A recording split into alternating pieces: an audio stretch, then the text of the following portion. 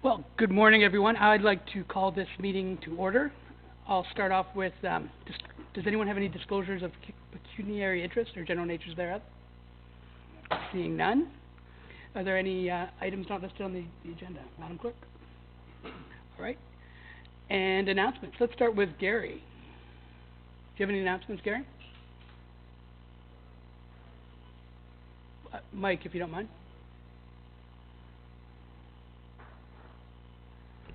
No, I don't have any announcements. Okay. Gord? Thank you, Mr. Mayor. Just wishing everybody a happy new year. Welcome back. We have certainly a lot of work ahead of us, at least in the short term. Thank you for coming out. Happy New Year to everybody. I was at the festival, or Fantasy of Lights, rather, helping out at the gate. If everybody had a chance to go to that, it was awesome. They've really ramped it up this year, and that gate is just as you're coming out, so hopefully they did well. They were on track to making, I think, John said about 30,000. I'm not sure where they're at on that. So it's great, and it all goes back into the community. So thank you if you've been. Thank you. If you haven't, look forward to next year because it's a great event. Thank you. Go ahead, Ron. Good morning to all. This past weekend, coming back from a little bit of a holiday, I had the opportunity to play some pond hockey on a local property, and it was absolutely fantastic. But also saw in the news, just with the freeze and thaw that's going on right now on Lake Simcoe and that sort of thing, and it's just, if you want to go out and recreate and have some fun on a lake, whether you're skating or going out ice fishing, it just, you know, we care so much about our neighbors. Just want to make sure that we're looking after everybody, making sure that we're safe and checking the conditions before we go out. Thanks, Colleen. Pam? Good morning, everyone. Just want to reiterate about the Fantasy of Lights. It was amazing. I was there between Christmas and New Year's on one of the mildest nights. It was muddy, but it was wonderful. And at that point, I asked one of the gentlemen at the gate, and they said they were up 22%, which is fabulous. And I think that's really good. And they were talking to me about what they're going to do for next year and add to. And it's very, very exciting, and the amount of people that it brings to our town. And just to remind people and to tell people when it's cold like this, come out to the Goodwood Hall and have a skate on the ice that the Goodwood Lions have put up. It's a great family thing, and for a little bit of hockey for the kids or the adults, come out and use it. And thank you, and Happy New Year. Go ahead, Todd. Yeah, just good morning to everyone, and again, Happy New Year. It's great to see so many out this morning, and look forward to the year ahead. Go ahead, Bruce. Good morning, everybody. A couple of little things. Street safety was a big issue that we heard about during the campaign. A couple of us have met with the police, and heads up, they're out there starting this week, which is great news. They're going to be rotating around to the three northern communities, so you may not see them any particular day. I know lots of people are anxious to see the speed trap set up, so that is starting as of today. Another thing, a good friend of mine and neighbor is responsible for construction at Castool, and 4 years ago they came in looking for a permit to expand, and they had the approval from the town, but it took them quite a while to work through the LSRCA process. In fact, they created a report, and the moment it hit the desk, they said, our standards have changed, so they had to go back and recreate a report. But they've met all the requirements, including holding 6 inches of water on the roof of the extension so that they can sort of dribble the water into the creek. All that said, 20,000 square foot, $3 million extension starting in April. It's going to create 10 to 15 new jobs on top of the 146 that they have today. That's pretty good news as we continue to grow some businesses here in town. That's it for me. Great news out of Castool. Thanks a lot, Bruce, for sharing that. We've got some public meetings coming up. So we've got one talking about Grain Boys tonight at the Goodwood Hall, 7 p.m., right, Pam? 6:30 p.m. Thanks for being here, Pam. Then we've got cannabis. Cannabis retail at the Senior Center on Tuesday night. Pam, 7 p.m.? Yes. Thank you. I put the dates. I'll just say something very briefly. The amount of volunteer effort that went into the Fantasy of Lights this year was phenomenal. The group of optimists is very, very small, and the time they spent creating that display, manning the gates, it was incredibly creative. The community input, it's one of my favorite events of the year, and I loved it. I think our family went through probably 4 times, something like that. And then, just like Goodwood, the Eudora Leaksdale Lions have a rink set up in the Leaksdale Park. And I believe there's also one in the Eudora Park, just on the other side of the line. And let's see. And then one other thing I'm really happy about is this council and staff had a really good break over Christmas. There was very minimal interaction with the public. They gave us a few days to really relax, and I was happy to see that. It's allowed us to be very well rested and ready to move forward in January. All right, that's it for announcements. We've got delegations today. The first one is Conrad Victor talking about the Grain Boys application. Thanks for coming in, Conrad.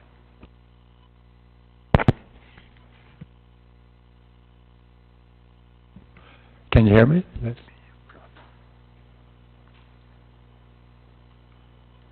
Okay. Well, thank you very much for allowing me to address the Town Council. I want to talk about the Grain Boys' proposal to put up a grain processing plant in Goodwood.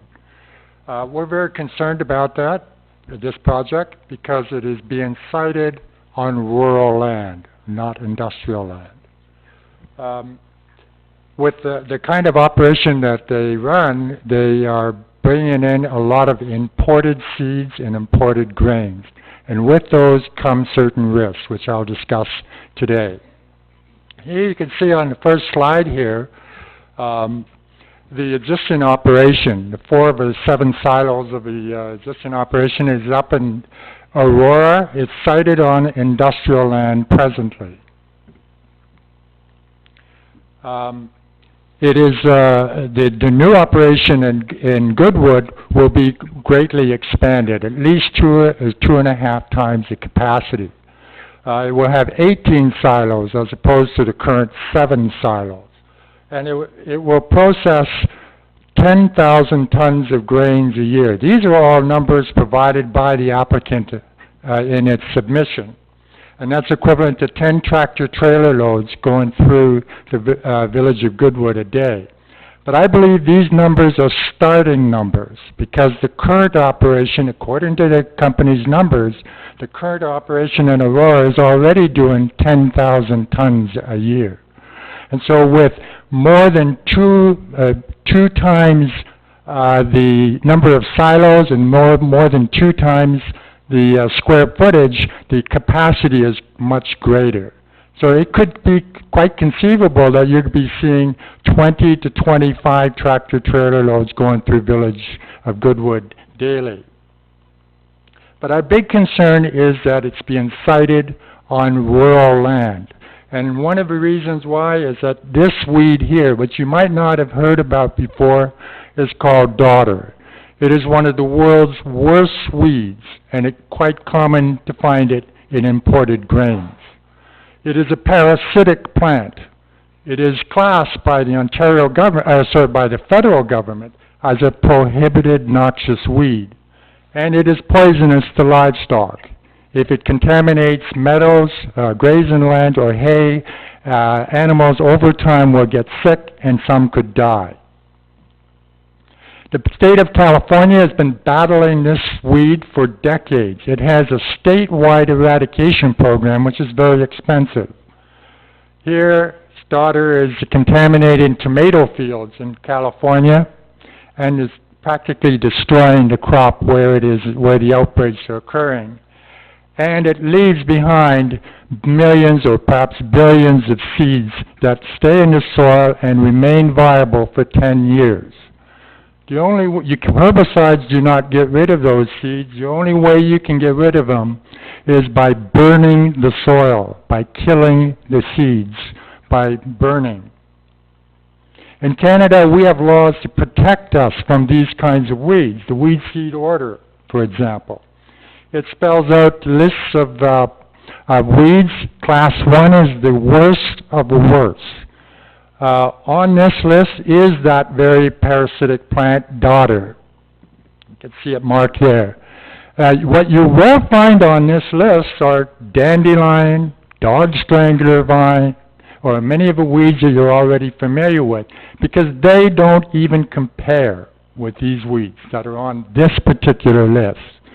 The seeds you see there are very small. They're about 2 millimeters in diameter. They're almost impossible to clean out of grains. Under the seed regulations of Canada, seeds that are meant for planting, like agricultural seeds and horticultural seeds, shall not contain prohibited noxious weeds. It's a zero-tolerance policy. And if you have a tractor-trailer load of alfalfa seeds, for example, and you find a single daughter seed in it, the entire load must be destroyed by federal law. Port Royal Mills is the operation that the company is running in Aurora right now. And this is from their website, they are processing a lot of imported grains. Many of these ingredients do not grow in Canada.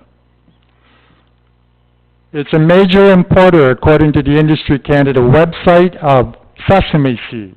You can see Port Royal Mills at the top of the list. It's a major Canadian importer for 6 commodity classes, including poppy seeds and sunflower seeds.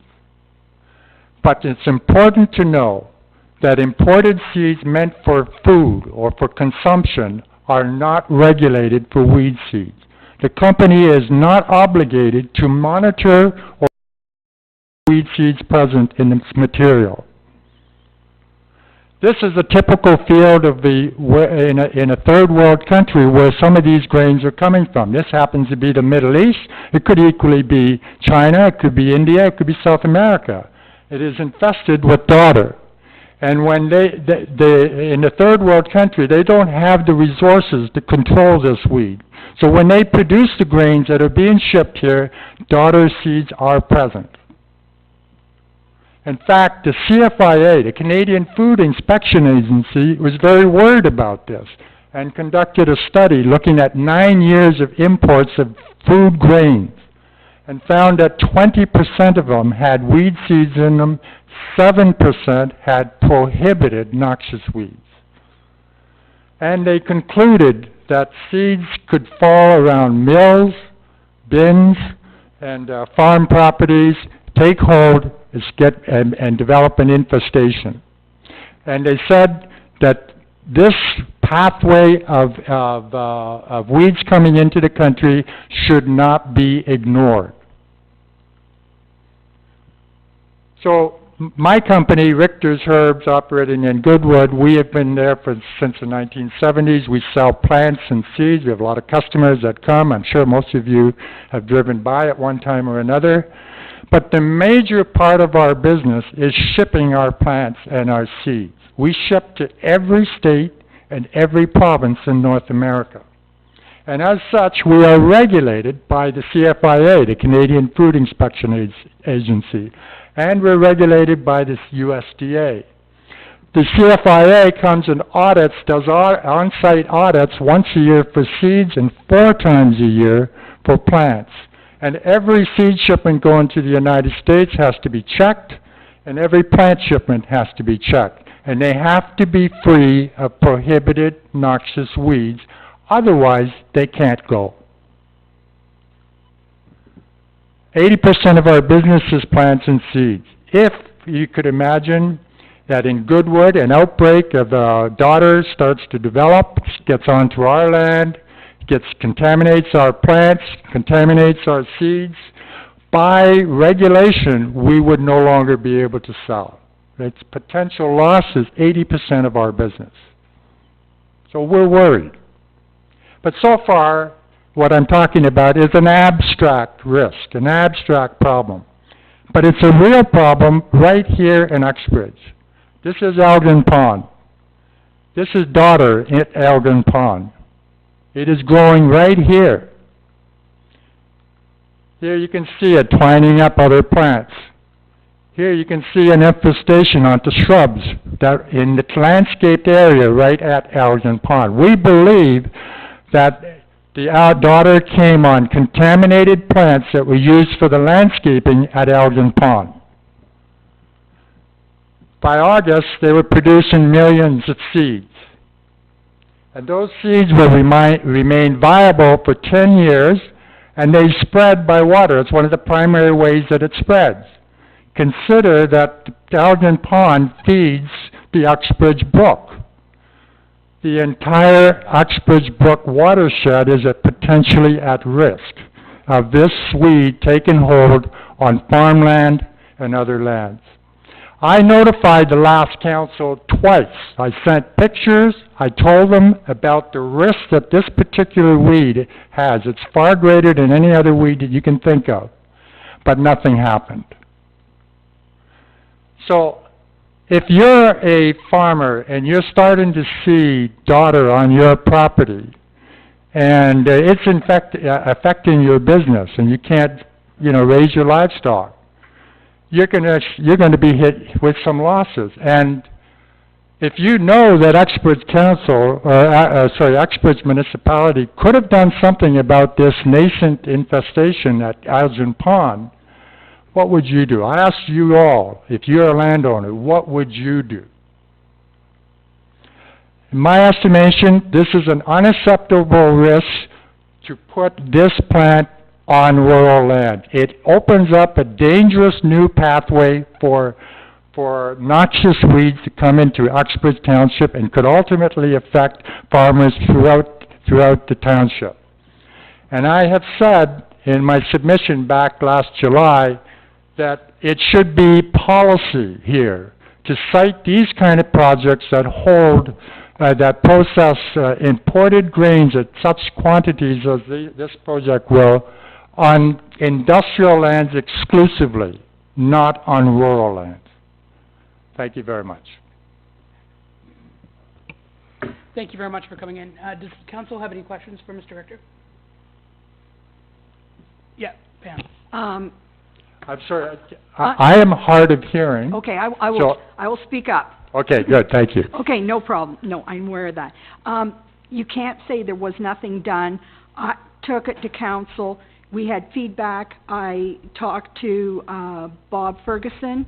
He checked with Derek Connolly. They said that there was no issue or it was fine what was around the pond, and that's what council went with.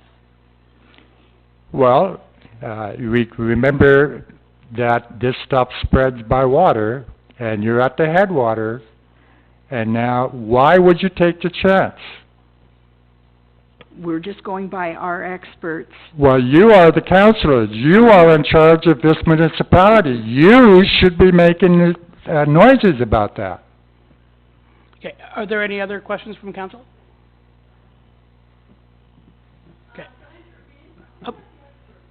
So, actually, unfortunately, the way this process works, you can have a deputation, but we won't take questions. Derek Connolly is a local resident who is passionate about invasive species. What I was going to suggest we get from council today, with this additional information from Mr. Richter, if council would support and give me a motion to have staff look at the daughter issue in Elgin Pond and run it by our Uxbridge Agricultural Committee as well as the Durham Agricultural Committee. Okay.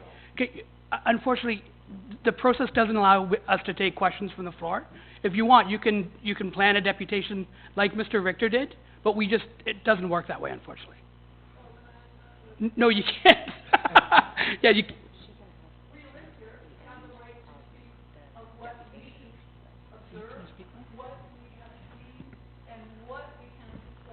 Excuse me, there will be an opportunity for you or anyone else to ask questions at the end of the deputations, all of them. There's basically council or committee opens the floor for questions regarding items on the agenda. Okay? And then that way you would be able to take the microphone so that the recording can hear what you're saying. Okay? Okay, so Pam has moved that we have staff take a look at the Daughter the Daughter issue in Elgin Pond, run it by the Uxbridge agricultural groups, and also the Durham agricultural groups. Okay, all those in favor of that motion? That's passed. Thanks for coming in, Mr. Richter. Okay, thank you. Thank you. No problem. And you heard me okay, right? You could hear me when I was speaking there? Okay, good. Thanks, Mr. Richter. And I worked at Richter's Herbs when I was in high school, which is always interesting. And then I got a job at a marina, which was way more fun. No offense. Anyway, the next one is Cam's Kids. We've got Gord Hicks, we've got Megan and Vanessa. But I don't see Gord. And that's totally fine with us. Oh, can you push the button at the bottom? As I break it, good start. Yeah, that's right. We won't charge you. That's good. Hello. I'm Vanessa, and this is Megan. We're the coordinators of CAMS Kids, and very happy to be here. For those of you who don't know, CAMS Kids is a not-for-profit organization that supports young people struggling with anxiety. So the reason we're here today, we have an incredible event coming up at Elgin Pond. It's a pond hockey tournament, and it's called CAMS Cup. We have a few things to ask. First on the list, we would like to be approved as a municipal significant event, mainly because we need a liquor license for Second Wedge to come. Second Wedge, they're amazing supporters of us, and they bring a lot of profit to our event. The fundraising from these events goes directly back to the foundation, 100%. Do we go through the list and let you know everything we want, or can we ask one thing at a time? Yeah, just at the end, we'll give you what you're looking for, or we'll vote to give you what you're looking for. I like these girls in the charity, so. Okay, perfect. So with that being said, the weather other than today has been very, very mild. So we're all crossing our fingers that we are going to remain at Elgin Pond. But if not, our backup plan as of now is likely going to be at Wooden Sticks in the parking lot. So we don't know if we need that to be approved as well for a liquor license. So that's something just to keep in mind. And assuming that the weather allows us to be there, I'm going to keep positive. We have a few different things we wanted to discuss. One is a fire permit. We spoke to Bob Ferguson about it, who was in agreement but didn't feel he had the authority to approve so we came to you just to wonder if it'd be all right for us to have a fire at Elgin Pond. At this at this point in time, it seems the only space where we'd be away from buildings would be actually on the ice itself. Again, assuming that the ice is sufficiently frozen, it would be an elevated fire pit itself. So we wanted to see if it'd be all right with you, if that would be allowed. As well, we have wooden boards that we will be setting up for the event itself, for the actual rinks. They're 10 inches high. Ourselves and Sean Ripple, who will be helping with us support the day of, looking to set up the boards a couple days in advance, Thursday or Friday on the ice. There won't be any logos on the boards. They're just 2x something boards from Rona to create the ice spaces. We will be drilling in signs the day of or the night before, ideally, of our sponsors, but they're just on those plastic boards that Sean makes.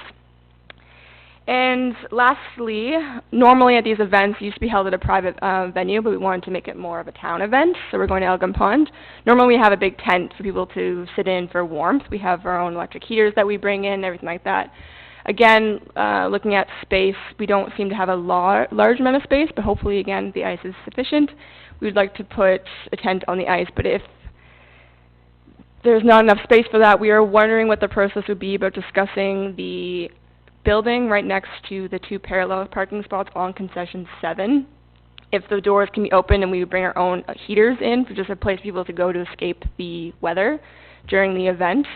Which also then is the one last thing, the 2 parallel parking spots are actually on Concession 7. We're hoping to reserve those for the event itself. We have a couple of Greyhound buses that are coming, again, for warming people's toes, their skates, and just places for refreshments. I think that's all we wanted to ask you.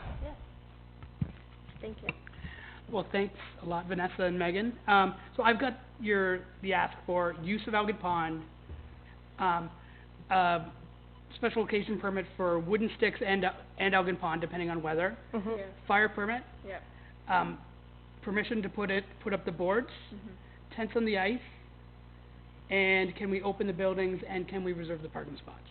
Correct. Now, we as council don't necessarily know if it's all possible, so we're gonna ask Bob Ferguson to come up, if I could have a motion to have Bob come up. Pam, all those in favor? Perfect. Just so he can let us know if all these things are possible, and then we can give you guys permission right here so you can plan ahead. Thank you. Go ahead, Ferg. All right, so, I guess the question would be the building itself. There's no water to the building, so we wouldn't want to open up the washroom doors, simply because people would use the washrooms. And the other it's a snack bar area. You wouldn't be able to put many people in it. That would be my only concern as far as, placing heaters in there. There's a small stove, and that's really it. You're probably looking at a 5x5 or a 6x6 square foot area in that building, that's really accessible for anything. That would be my only concern. Okay. And then, so with that one, how much would it cost us to turn on the water for Cam's Kids for the weekend? Do you have an idea to turn it on and winterize it? We wouldn't be able to because the building's not insulated. Oh, okay, so we couldn't, okay. that makes Right, sense. the Yep, building's not insulated at all. If we turned it on, we'd risk, cracking pipes and stuff like that in the walls. Totally makes sense. Yeah. Thanks. And then, with the ice itself, how can we ensure that it's safe? The ice is monitored right now by, Jack Ballinger and Tim Morrison, our 2 volunteers. So they do the testing of the ice, and that's what we're going off of right now. Okay. Yeah. That works. And just trying to think what else we had. Liquor. Any issues from your perspective with tents on the ice? No, as long as the ice measure is safe, I don't see any issue with the tents being there. I did talk to the girls about the fire permit. We haven't had a request for a fire down at the pond before, so I told them that they should come and ask permission from council, as well as seeking a fire permit to make sure they conform with all the regulations for a fire down there. Okay. Any further questions for Bob? Yeah, Todd? Yeah, Bob, the space, I'm trying to picture where the building is and the parking spots and that. Is there space there for a tent if they can't be on the ice with a tent, specifically based on space? The girls have probably looked at the site already, and because of the trees, Not Yeah. really. that's what I'm thinking. The trees are so close together there. I don't know what size tent you're looking at setting up. We have food and drinks, so it's a pretty big tent. Yeah. Yeah. Yeah. One other thing just to caution you on, if you're bringing heaters for the tent, electric heaters to be plugged in, we do have power at that small building down there. Okay. But you would probably only be able to plug in 1 or 2 heaters on 15 amp breakers. Okay. If you plugged in more than that, then we wouldn't have enough power in that building. Okay, we also have a couple generators I think Okay. will be coming as well, but that's Okay, good to know as well. Okay. Okay. So, there's lots of work to do from Cam's Kids, working with the fire department, working with building departments for possible, building permits for the tents. There's a process now that you're on public lands. So, why don't we get a motion from council to support, all the asks, as long as with permission from staff. And then I'd like to waive the building permit fee. I'd like to add, if council supports it, the building permit fee for the tents, so you guys can put those up. Thank you. So let's get a motion to support this, with the waiving of the building permit. Yeah. Before we do that, can I just ask a question? Megan and Vanessa, with regards to number of participants on the ice at one time and total group and fans, spectators, so on, what are you forecasting for the event? So we have 20 teams. Each team will have 6 players. And then we are welcoming the community to come at any point if they want to come in. Ideally, again, this is all contingent on the pond being fully frozen. But we did want to have like a public skating area as well, so people could be on the ice, whether they're in the hockey games or not, just participating. So we're looking at approximately 150 people who are there. I wouldn't say that they're all on the ice at the same time. Right. There's just 4 pads going on at each point in time. And then it's 3-on-3 hockey, so only 3 people are playing on each team per time, Right. and then depending on how many people are skating. Okay, yeah. My concern is just total numbers of people on the ice and extra materials and stuff, and thinking of our you know, our staff or our volunteers, you know, kind of giving the go-ahead, especially because we've been particularly mild. Just little concerns around my announcement at the start too, so. Yeah, no, Yeah. I hear you on that. So again, we will be very conservative when it comes to the thickness of the ice. Yep. And I completely hear you there. Any other questions for the, yes, Gary? Yeah, who determines how thick the ice is? Whether or not it's safe? Yeah, Yeah. we do when we measure it. So basically, we don't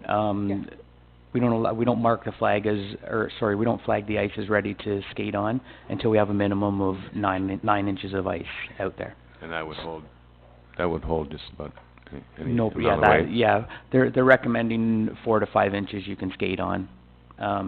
8 inches you can take a vehicle on, so we don't flag it until, because there's that channel of the way the water runs towards the dam, we measure it, I don't say we, our volunteers measure it in 7 different places, and to make sure that it's thick all the way around, not just in certain areas. All right, thank you.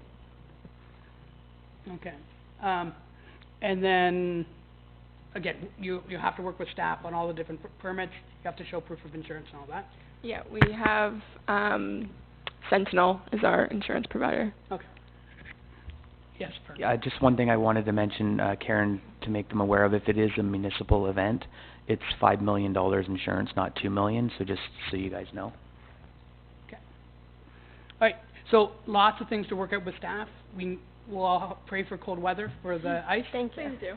And anyone want to support us with a motion? Yes, Gord. So, and the motion is to provide, go ahead. Well, I'm not gonna repeat the list that you've got there. Yeah. But, in principle, based on meeting with staff, getting the fire permits, the insurance, all that kind of stuff. You don't have anything to add that you can think of, right? Okay. It was just a fire on the ice I was kinda questioning, but if they've got the permit, that would be something else. But I think the fire department needs to comment on that part. Yeah, we were. I would like to see it on the ice rather than in the park.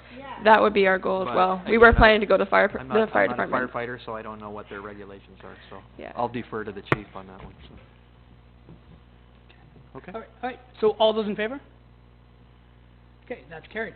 Thanks a lot. Thank you so much. And I would encourage council to come to this. I've been to everyone so far when it was at Skytop. It's a great event.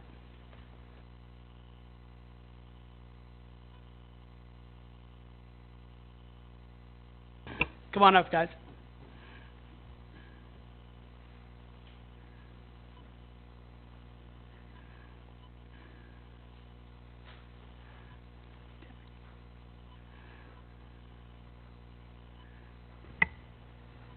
Go Good ahead, morning, Mayor Barton, councillors, council staff, everyone. My name is Frank Torres. I'm the president of Hits FM. With me today are Taylor Bursey, our our promotions director, and our general manager, Dan Pollard. The reason why we're here today is to officially request for council to deem our current year event, our current year Hits Fest, as a significant municipal event. And I'd like to start by giving a bit of a wrap-up of last year's festival, along with our plans for this year, and Dan and Taylor will provide some information on that as well. And of course, we're open to questions at the end. 2017 was a challenging year for us. It was a year where we actually made a number of improvements. It was our second year festival, and we invested an additional $10,000 in support, in music acts, so in a headliner and a second headliner, if you will. Last year, we thought that would be a great way to grow attendance. As it turns out, attendance actually declined in our second year, and unfortunately, it was one of those years where it was one of those weekends where the forecast for the Saturday, right from the Monday on, was for rain, and it held for rain, and it rained. It rained pretty much all day until the very end of the show. So it was very difficult for us to gauge whether or not the reduced attendance was solely a reflection of the weather or whether it had to do with the fact that that spending more money on a headliner out of Toronto isn't necessarily going to improve a local festival. What we did was we hired Tyler Shaw, who was an up-and-coming, somewhat local musician from Toronto, and we also had Leah Daniels there. And then the rest of the slate is 100% local talent, with an Aboriginal artist kicking off the campaign. So we plan to do the same this year as far as an Aboriginal content, of incredibly heavy local content. What we haven't determined yet is whether or not we're going to go for the larger sort of national, international headliner this year. Last year was an election year, so provincial funding was almost free-flowing. And a big part of our event is Celebrate Ontario. Am I supposed to say that? We're not on camera, right? And we are. This year, it's not very likely that the funding will be as generous as it has been in the past. We are applying for that funding, but honestly, the funding from last year is what saved us from being a catastrophe because of the low turnout. So having said that, we don't anticipate the same amount of funding available this year. So what we plan for this year is actually an expansion of the festival. There's no way we're gonna contract the festival or make it smaller. What we're going to do this year is we're going to make it so that we think we don't have to rely strictly upon music. We're a radio station. We're music-centric. But festivals are not necessarily all about music. What we learned last year is that there's another thing that's lacking as far as outdoor events in Uxbridge that we think we can combine really nicely into our music festival, and that is a craft beer festival. So we are going to launch our first ever Uxbridge Craft Beer Hits Fest. We're going to combine a craft beer component to it, which is very successful in Port Perry, very successful in every municipality, including Toronto, including the Big Smoke. It's a week-long event there. And what we think that'll do is it'll mitigate the potential for poor attendance in case people don't like the headliner, or they've already seen the music acts locally. Because we think that regardless of that, people will still come out to the craft beer festival. And the craft beer demographic is a very good demographic for us. It's a demographic that is older, higher disposable income, and that it suits the festivals really well. So my expert in craft beer festivals is Taylor, and she's going to talk a little bit about the festival as far as the number of beer vendors that we think we can have and how we are growing the festival. Hello, everyone. Can you hear me perfectly? Okay, awesome. So one of the things we decided to expand upon is the craft beer component. We have been very fortunate over the last few years to be able to combine arts with entertainment, and we wanted to further grow upon that and kind of reach every family. There's going to be something at the festival that they enjoy. So craft beer, we're looking right now at about 20 vendors. There will be a few cider vendors as well, and possibly one craft distillery. That way we're hitting everyone's taste and everyone's market, and it will just kind of build upon with the food trucks, artisan food trucks, everything just complementing each other well, while still maintaining that family-friendly portion. We are going to have age of majority wristbands, underage wristbands, IDs everywhere, security, but we want it to be an inclusive environment where everyone can bring their families despite the age and despite the interest, because there will be something for everyone there. Just following up as well, we will have the same components that we had last year. Cam's Kids was at the festival last year, and I know that they said that they were happy with the number of people who were introduced to Cam's Kids who didn't know anything about the organization before. And Precious Minds was also there, and they were very thankful for being there. And that would also be a component that we would continue. We'd obviously need a little bit more space, and we would expand that and go through the proper procedures as we have every year. But it would be, the idea is to make it bigger, despite the fact that we got hit by weather last year, and that really was a turning point for us. I know I was standing with Leo Talion at one point, and he said at that point there were more people in the park than there were the year before.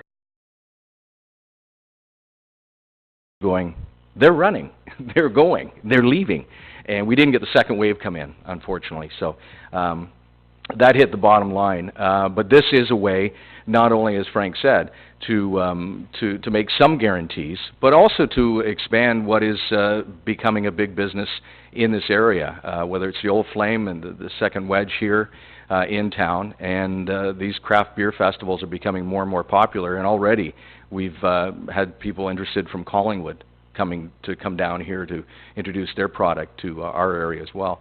So I think it would give everybody a different opportunity to also enjoy the music, and with our local component, probably introduce a lot of people from out of town who maybe wouldn't come in the past to some local talent, and get them to understand just what we have in this area, and hopefully come back in the near future as well.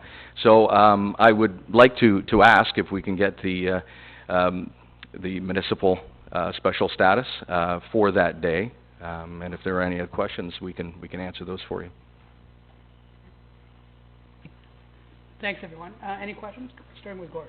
Yeah, thanks guys for coming in. What's the date, Frank? It's the second Saturday in July. Second Saturday in July. And on the date, the other All thing weekend? that I'm... It's Sorry? Friday, Saturday, Sunday? It's a one-day day, event. okay. Yeah, we start work at the park on Friday evening, and we clean up Sunday morning. So Okay. the one-day event is really a 3-day. So you just need the permit for the second, right? Correct. Yeah, okay. And that's July 13th, the way I see the calendar. Yeah. Correct. Good. Any other questions from council? Thank you. No? Oh, yes, Rose, okay. All right, so we would need then a motion from council to make Hits Fest a municipally significant event. I want to ensure that our local vendors are prominently displayed. So, You bet. there is a cidery that's looking to open, so those guys, obviously the Second Wedge, and make sure that Excellent. they... Yeah, properly this year we had 20 vendors, which grew from 7 last year, and the vast majority are local. And of course we give priority to local. It's the way the radio station exists. Local content is key, absolutely. Okay, excellent, thanks, Frank. Do you have a question, or you want to make... Okay. They haven't asked for it for free, so then... You haven't asked for the park for free, so we're assuming you don't need it for free? Oh yeah, we need it for free. Oh. Yes, as a matter of fact. That's I was going to mention as a closing statement that we've, as a group of companies, we've held 13 music festivals to date over 3 jurisdictions. And the Uxbridge jurisdiction is the one where council provides the most for us. And there's no pressure, but that's what I found. So we've worked in Madawaska, Pembroke, and Ottawa. And we don't get the type of support that we do get here. And yes, maybe I shouldn't have made the assumption that the significant municipal event automatically qualified the park for free, but that is critical. Had we paid the fee that the park would have gone for a typical commercial event, we would have been under. The festival would be done. So it's greatly appreciated. And yes, this is an official request. If I had a gavel, I'd strike it. Okay, so then we'll have to change the motion a little bit, Bruce? Yeah. Now, if you could add, Bruce, that we need a user agreement with the park, that we go through the user agreement as well. Okay, see if I get this right. I have faith in you. So make a motion to declare the Hits Fest, which is now called Uxbridge Craft Beer Hits Fest, municipally significant event, and to use the park for free, and help me with that last part? And to work with staff to come up with a user agreement to move forward. And what he said. Great. Do you need that said? And to work with staff to come up with a user agreement to use the park. Anything else, good, or are we good? Okay. All right, all those in favor? Yeah, so that would be part of the user agreement, right? Okay, and do you have a question, or do you want to... Just want to add to it. So, Frank, Dan, Taylor, thank you for coming in. We've got a really great, vibrant BIA coming into committee this year. Super excited about them. This is a great event. It's a one-day event, but I you know, suggest reaching out to them. I know like Second Wedge, there's people that are in it already in the BIA, but just reach out to them. There might be ways to partner with them. We're bringing people into town from outside, and you know, how can we bring more people into our shops at the same time? I know you guys are great community supporters, but if we can give that a little bit of a lens along the way too, you might find that you might have an extra vendor willing to come out to participate, or there might be added value opportunities for participants to stay in town and enjoy it a little longer. It's a very good point. We always have to keep two things in focus when we make those types of considerations. And one is that when we launched the station in the year or two immediately preceding, when we talked to businesses in the area, they said their greatest concerns were repatriation of business back into Uxbridge. So Uxbridge residents leaving Uxbridge and doing their shopping where they're working or where they're traveling. So that is a good point. The festival thrives on tourism, external to internal, but then we also have to consider repatriating our own revenue with our own businesses. So that's a very good point that we'll talk to the BIA about. Appreciate that. All right, so are we ready to vote on Bruce's motion then? Yep, okay, so all those in favor? Okay, that's carried. Great. Guys, looking you very forward to much. it. It was fantastic last year, and I'll make sure I'm there. Good stuff. I appreciate it. Thanks, Take care. Dan, Taylor. All right. Yeah.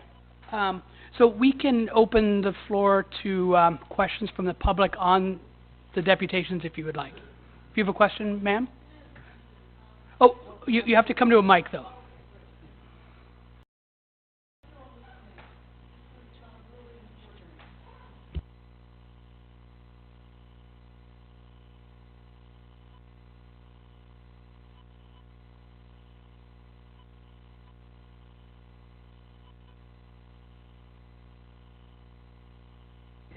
Okay. Very well. I hope this is being recorded and documented. Number one, I do have a question about each and every one of you here. Number one, the responsibilities of these individuals that are sit in front of you are very important to this community. And Okay, and excuse me, there's two different things we need to do. First, we need your name, and do we need an address, Deb? that's right. My name is Alana Dubé. I've lived in Uxbridge for over 18 years, and I've seen a lot of changes here. Communities, municipalities going back and forth, back and forth, back and forth. Same mayor, different municipalities. Number Mrs. one, Dubé, I'd like to know... the intent of this is just to ask questions related Right. to the It's deputation. yes, That's thank it. you very much. I appreciate that. Thank you. I'd like to go around the room, starting with the municipality, and ask your name and what your job description is. Mrs. Dubé, this is for questions related to the deputation. That's okay, all. for the individuals that did get the Cosmo like I did, most of us do not know what your true... Number two, Mr. Todd Snooks, are you still related to the police in any way? Okay, so Okay, again, then no, I'd no, like no, to comment on Cam Kids. Can you tell us a little bit about what Cam Kids is? Okay, Miss. Number three, issuing a liquor license to anything that has the initials or name Kids is something I'm very shocked and devastated. Something you supported your whole life. Thank you. Okay, thanks. All right, so any further questions? Yes, sir. Your name first, if you don't mind. Thank you. Morning, my name's Kreshel Oh, Petrovich. I'm okay. Mr. Grain Boys, Oh, okay. and I just wanted to point, I think the problem here too is that when we responded to Mr. Richter's long protest of, you know, all of the things that we were doing, our responses were not published until I think a week ago. So I think if you check today's, or January 7th is where I saw it. I just looked through all of them last night. And the response to all of the questions that Mr. Richter had brought up were addressed in that response. Unfortunately, I don't think you may have seen it. So I think that should be the first thing to look at. And you'll see that all of the things that have been mentioned by Mr. Richter have been addressed very clearly. And unfortunately, a lot of the information that Mr. Richter has said is not true. So, aside from, I guess, the daughter or the noxious weed, our entire system is enclosed. The products that we produce, you all consume, probably every day. And if, well, I thought of a bad analogy, but I won't say it. The weed seeds to get out there, I don't see how that would happen. 70% of the grains are from Ontario, 20% from the United States, 10% are from overseas. The overseas grains, and those are the sunflower, the sesame, poppy. They go directly into the blends, and so they don't get exposed or get actually anyhow put anywhere into the environment. Sorry. Yeah, so the point of this is more about asking us a question about the deputation. You're answering, which is great, and we appreciate it. But Mr. Richter, I hope you're coming to the meeting tonight, and then you guys could talk one-on-one and learn what was in the agenda item that is in our agenda today. Yeah, please. The meeting tonight is really more of an open house, right? Yeah. So it's more of an open house rather than a Q&A, but an opportunity for people in the community to speak to the consultants from Grain Boys to ask any specific questions. It's not a public meeting. The public meeting for planning has already taken place, and council will not be making a decision at the meeting tonight because it's actually an open house, and the decision that council will make will be based on a planning report that will come back to council at the end of January, just so people are clear on the timelines.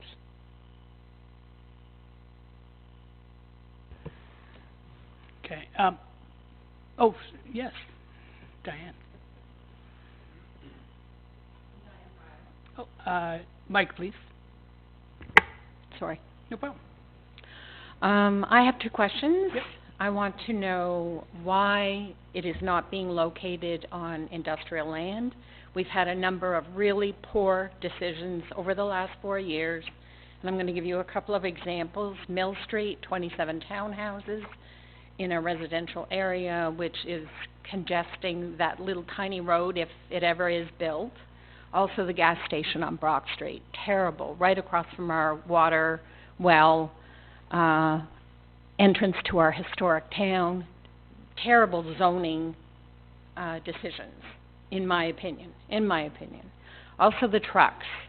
There's no control over the growth in number of trucks once this business is set up in Goodwood. And aside from the daughter, the truck concern, going through Goodwood, where a lot of the houses are very, very close to the road, you will have no control over this truck situation. We already have a bad truck situation in town. I don't think we need a second one.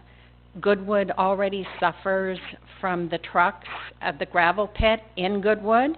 I don't think they need any more truck traffic going through the town of Goodwood, or the hamlet. Anyway, that's just what I wanted to ask. Thanks, Dan. Okay. So that's the end of the deputations. Why don't we take a 5-minute break? Oh, Rogers. After Rogers' question. Yeah, Mr. Mayor, regarding the Grain Boys deputation, I'm looking around here, and I can't see it anywhere. Where exactly is Grain Boys planning to locate? It's right beside Victor's Herbs, between the town of Goodwood and Victor's Herbs. Thank you. No problem. Any other questions from the media before we take our break? No. Okay. Can I have a motion to take a quick break? All those in favor? 10 minutes.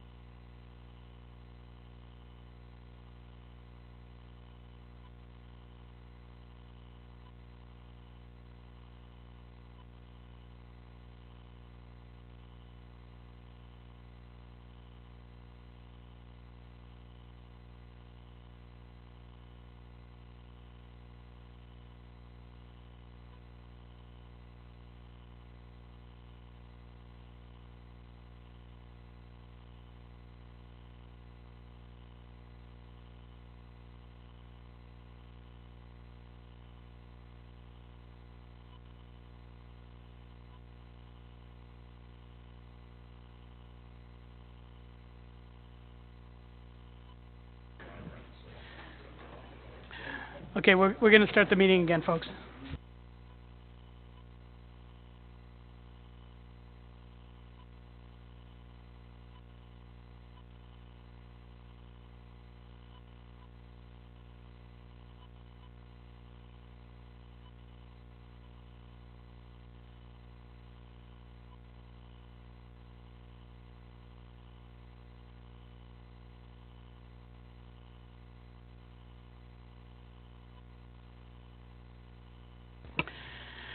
All right, I'll call this meeting back to order. Bruce, can you take it from here with finance? Great. Yeah. You don't have to do the pecuniary interest and all that part. Or announcements or any of that, just No, roll no, it. just, Okay, thank you. yeah. Okay, I'll call this Finance Committee to order then. There are two issues. The first one being the letter that we received, Ministry of Finance update on the OMPF funding.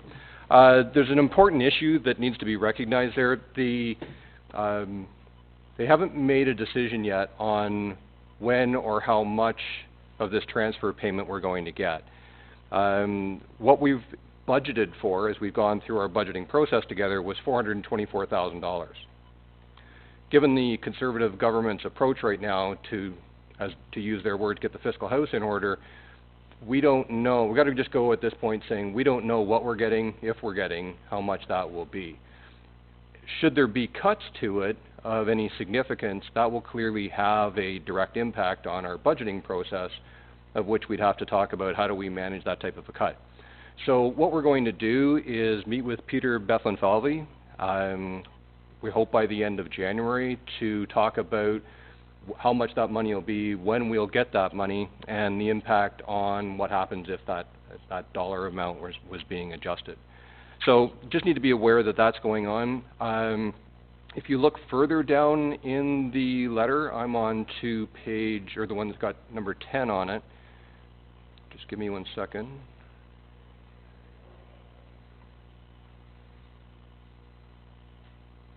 There's a reference in it about the cannabis funding. Not to open up that situation at this point, just recognizing that it's in there as well.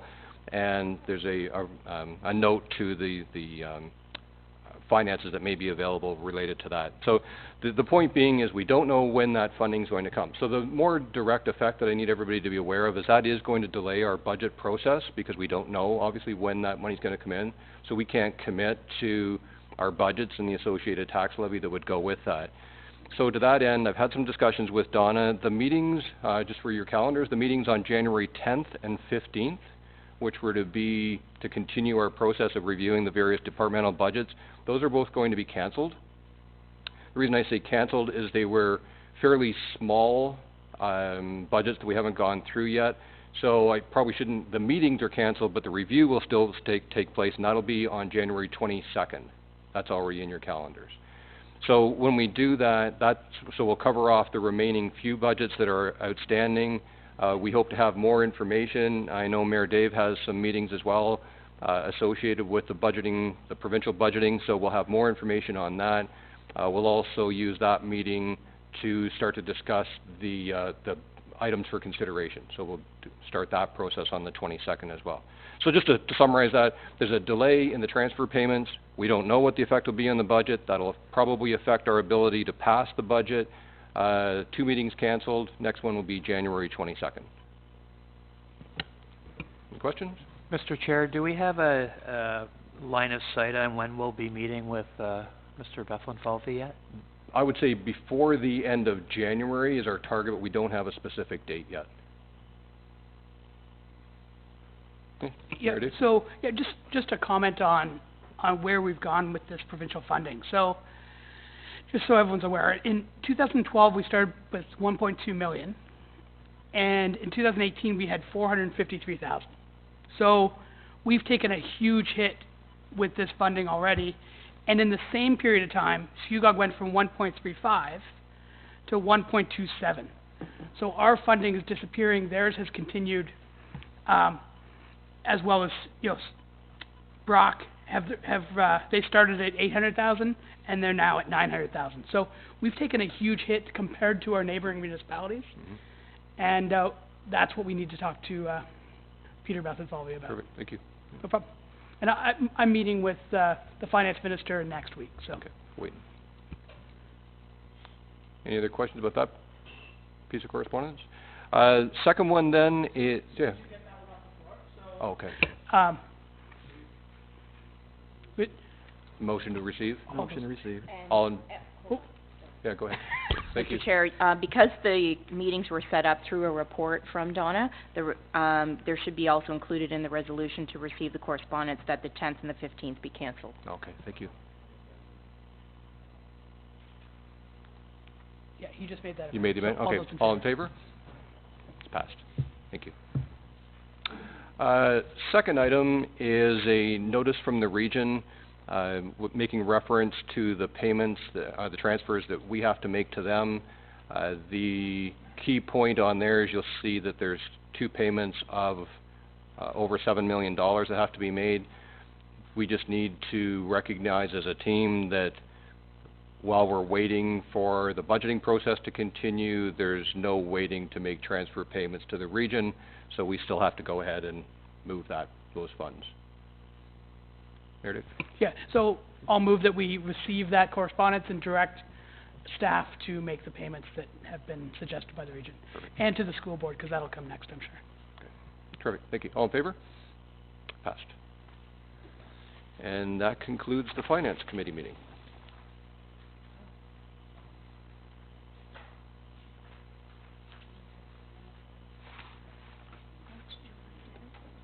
Oh, do you want to do?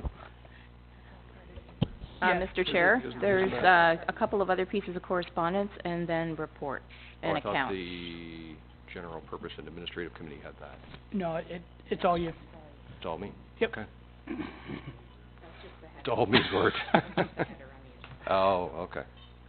Then you have to forgive me. Okay, so we have another correspondence related to consumers gas distribution. Okay. And you could, any comments on it? Yeah. Sure, go ahead. Go ahead. Councillor Gord? I'll just make a motion to receive. This is a money maker for Enbridge. They're trying to make money on the side by allowing other people to tag off their billing process, so I'll just receive it. All in favor? Passed. Okay. Then you've got another one from the Canadian Cancer Society first. So we're skipping 4 and 5, is that it? Nope. That's mine too? Okay. So we have a request by Mary Sue O'Connor from the Canadian Cancer Society, request to use the meeting room at the township to host meetings at no cost. Don't want to put that to motion. Go ahead, Gord, do you have a comment? I guess through you to staff, Karen, do we know how often they want to use this room? We don't? Do we have a room available? We do? Okay. I can make a motion. If it's a not-for-profit, council's policy is usually we give 1 meeting per month at no charge. I'm not sure how often they need this room, but if it's going to be once a month, I don't have a problem with them using My it. only comment, it's the Canadian Cancer Society that's not a not-for-profit, I don't think. Well, If it it's is... a charity, I guess you can call it that, charity not-for-profit. So. Canadian Cancer Society is a massive fundraising organization for research. I did a little homework on it, recognizing that some fundraising organizations do a fantastic job of rolling money back into their charity. Example of that would be the Red Cross, where only $20 out of every 100 is used for the fundraising. The Salvation Army is at 18, Canadian Cancer Society is at 46. So as much as we want to do the right thing, I just want to recognize that it's not a charity. So just to check with council, do we still go ahead and let them use the facilities for free? So what I wrote down in my notes is that I think we should try and recoup at least our costs on something like this. So if our staff time to book the facility and our cleaning costs after turn out to be $50, say, per meeting on something like this, I think we could pass that through. And we need to look at what we give away for free and what we try and recover some of our costs on. So I'm going along the same line as you are with with organizations that aren't as local necessarily. Mm-hmm. You know, it's one thing for the Optimist Club or the Lions or someone like that. It's another one for these larger organizations that have larger budgets than we have. Totally agree, yeah. Respectfully looking at Canadian Cancer Society, they are asking for low cost, no cost, so they haven't asked for, you know, directly that way.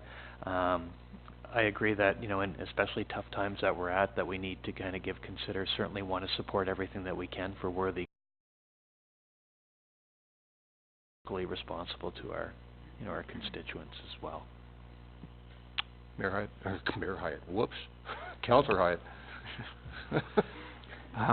I'm going to take the opposite tack of this. I mean, this is a local branch office of Canadian Cancer. We have halls, and I've asked staff already, do we have availability? I mean, we have empty halls sitting there doing nothing. I mean, if they can take up an hour or two or whatever they need per month to meet, I personally don't have a problem funding it. They're not asking here for anything that we wouldn't provide to any other local not-for-profit charity or whatever you want to describe it as. So I don't have a problem supporting this request as long as we have space available that would accommodate them. My comment would be, is it really free? So we'd have to heat it, Well, set it up, well, put down, they are clean it. heated, I would assume. They would just need access to... I just think you would turn, depending on the room, you would probably I'm thinking, you adjust know, the Goodwood or Sanford or someplace maybe that wouldn't be as busy. Again, I don't even know when they would need this particular space, but personally, I don't have a problem supporting their request as long as we had the availability for it. Just one more comment on my behalf. My point is just let's revisit our lens as we evaluate these moving forward. I kind of heard it, and I do see that they're looking for any space as per what Karen's provided to us. If we're opening up buildings after hours to do this, but if we've got available space and we've got staff currently residing in the marina, etc., I think it's just opening a door to make it happen, and you know, I don't see why we wouldn't consider that. So it looks like we need more information is what I'm hearing. How often, where? Well, I think Gord's point is valid in that if it's, you know, we're providing one time per month for charitable organizations, but if they require more than that, then I think we need to look at it and you know, we have to have some means to look at it. Councillor Peach. I think we should charge them something, whether it's for the cleaning or the staff time or something, not the whole thing. There are certain cases where it's very, very local, and I believe that, yes, we should help out, but we need to get something back, and they aren't asking it totally for free. They are asking for maybe reduced or whatever.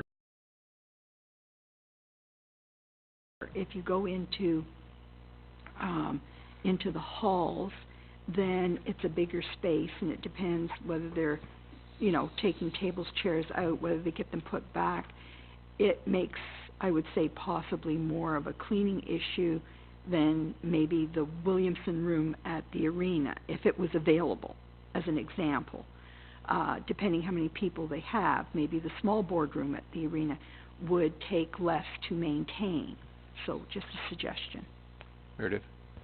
So, I would make a motion that we would support them with a free conference room like the Williamson Boardroom once a month, like we do for other charity organizations. But if they need a larger space like a hall to accommodate, say, 50 people with a kitchen, that we provide it at half the regular rate. Okay. Councillor Garrett? Yeah, I think that we should encourage them to use something like the Williamson room, because the facility is open most of the time, and then you wouldn't need any staffing to open and close doors, so forth.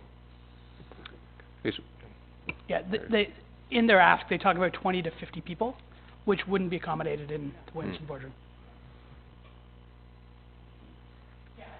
I made my own motion if you want to do a vote. 50% of the normal rate for any halls or any of the larger facilities with a kitchen. So we have that motion. All in favor? 1, 2, 3. Carried.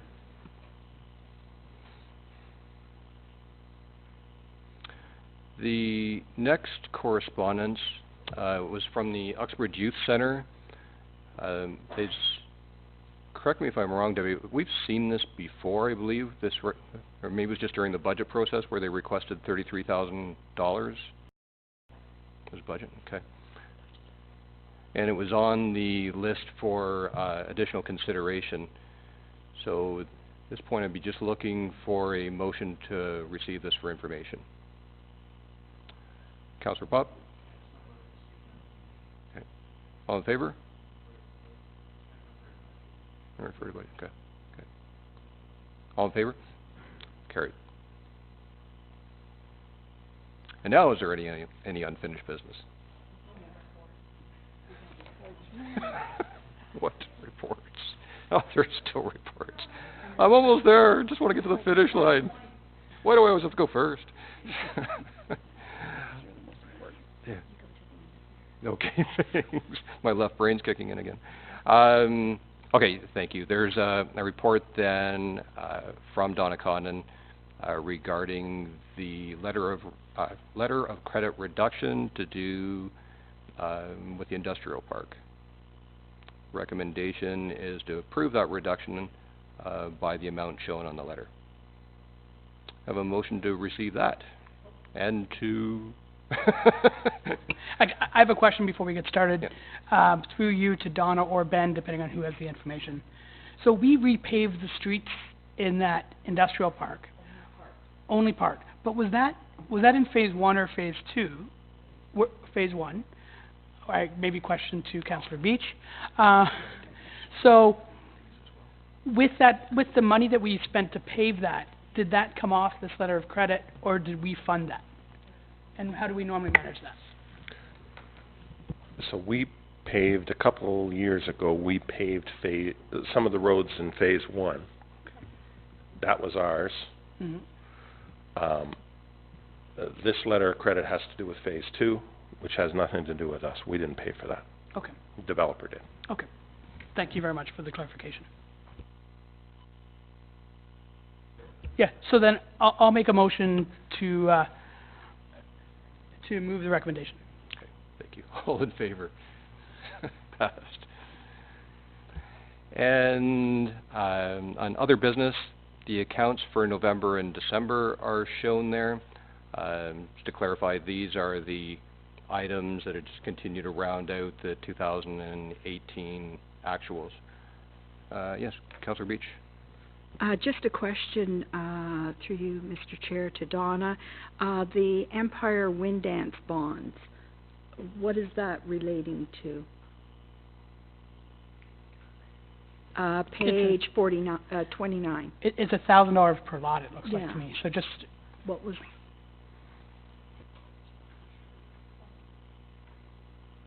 Okay, so those were performance bonds, and we've been notified by the building department that we don't need to hold them any longer, so we're releasing them. Okay, that was my question. Thank you.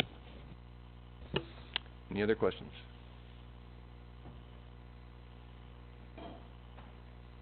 Just scrolling down here. Yeah, I'll just throw it in here. I think you did that. Hey, I'll make a motion to approve the accounts. Okay, thank you. To receive the accounts. To receive the my left brain's telling me. It says approved there, but okay. Okay. All in favor? Okay, thank you. Carried. And then is there any other business or unfinished business for the Finance Committee? And next time I'll try harder. Okay. I'll pass it now to Councillor Beach.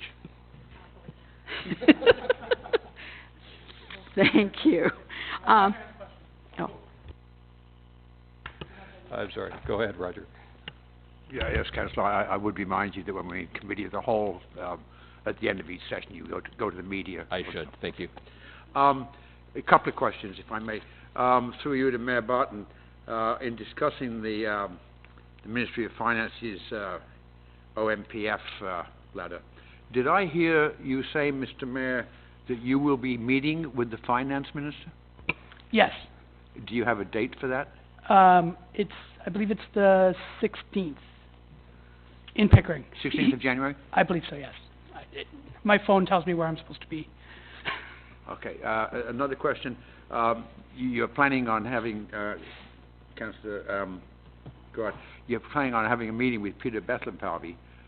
Will that be open to the media? That's go ahead. I don't think we should. I think it would be better to speak in private with, Peter Bethlenfalvy. And finally, one more question, and this relates to accounts. Page 46 of the agenda, or page 24 of the accounts. Township paid $203 to the Uxbridge Standard for a Remembrance Day ad. And on page 47, Township paid $237 to the Times Journal for a Remembrance Day ad. I see no similar payment to the Uxbridge Cosmos for a Remembrance Day ad. Is there any explanation for this? Yeah. Roger, we are under the impression that we did all three. We're not sure where we're at with that. But we'll check and get back to you. Sorry. So we were under the impression that we advertised it in all three newspapers, and we'll confirm that and get back to you. It'll come from Deb. No problem.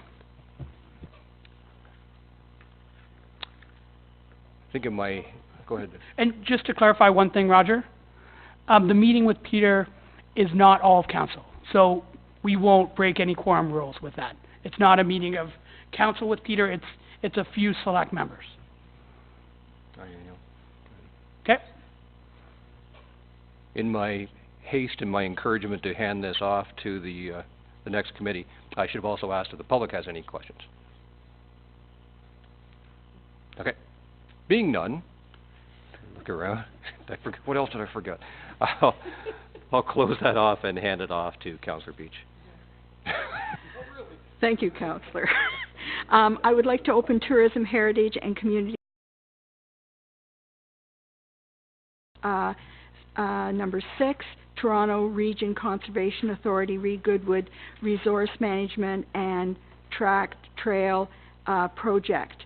On November the 30th, 2018, there was a resolution passed at a board meeting, and it was that regarding the Goodwood Resource Management Tract Trail Project was approved, and that it to be linked with the Rouge Park, and that there was going to be some money coming from the TRCA for that. Any questions? Any comments? Yes, Councillor Paul. Being new to the council and trails being one of my focuses, as they provide this to link the trails, do they it's a link, and then after that we're responsible for maintaining that space? Is that how it would be? It is, isn't it? I'm not quite sure. My memory doesn't recall that. I know that they're putting Lake Simcoe putting money into it to make it happen. But as far as maintaining it, I would think that it would fall into our... It becomes our responsibility I would think from so, a budgetary as those perspective. trails are. Do you know, So, Mayor Dave? Yeah, I'm trying to remember this exact Yeah. spot, but the Goodwood Tract is managed by the TRCA. Yes. There's a section that runs right by Councillor Rona's property. Yes. That is owned by us. I just don't know if that section, which is linking the Rouge trails to the TRCA trails, how that's going to be managed, if it's going to be done by Green Durham, or by us, or by the TRCA. So that's one I'm just not sure on that one section. It's a pretty minor section, though. Yes, it is. And it's going to be well crafted, from what I understand. Yes, there's been a lot of the research, and it's been all passed, and I mean, it's really being supported by East Dufferin Headwaters to the Rouge National Park, Urban Park in Uxbridge, and it was approved.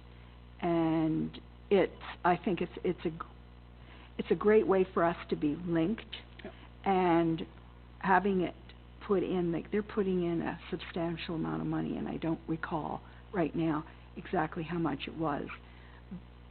Okay, can I jump in for a second? Yes. And then Green Durham are also financing this. So, Yes. so the studies were done with a Trillium grant, from what I understand. The TRCA managed that Yes. grant. Then Green Durham decided to do any of the trail work out of their budget, Yes. and they also finance a lot of the maintenance in the TRCA land, so for the mowing and things like that. So No. right now it's an effort of local residents, the TRCA, and our trail committee really hasn't been involved. No. The one suggestion, if you could check with, it's Karina from the TRCA. Yep. I can't remember her last name, but if you could check with her and just find out who's maintaining that one section, just so we're not caught off guard if there's an issue. Okay. Perfect. Yes, I will do that.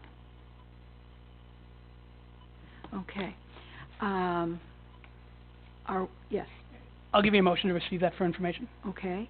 All those in favor? Carried. Next correspondence, the Toronto Region Conservation Authority, Goodwood Resource Management Trail Plan, contributes by TransCanada Trails and the TransCanada Trail Ontario.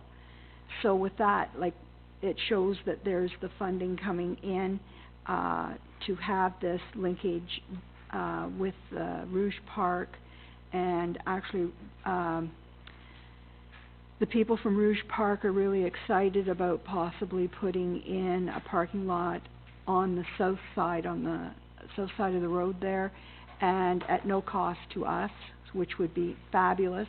And they were looking at how the linkage would happen, even to GO Transit, to be able to bring people up from the city, possibly with bikes or wanting to hike for the day. So I think it's a win-win, and we really looked at it in the committee, that trail, to have the least impact on the environment, and everybody seems totally happy with what we've come up with. So what would you like to do with this, council? Okay, Gord, sorry. A motion to receive, unless there's any other comment. Okay, is there any other comments? Okay, if not, all in favor to receive? Thank you, carried. Flip this. Okay, is there any unfinished business? Any other business? I'd like to close Tourism, Heritage and Community Program Committee and pass it on to Parks, Facilities and Arena Committee. Thank you, Pam. And I'll open Parks, Facilities and Arena Committee. There are no correspondence for receiving for this committee at this time. I will just make mention, I have been meeting specifically with Bob and Amanda since our initial meetings, just to get a really good feel as where they're at and what they're looking for going forward, as well as giving my own input as to what it is I have in mind for the future. So we are sitting down and looking at different options going forward for those areas, being specifically the arena and obviously the pool and parks and whatnot. So is there any unfinished business that anyone has?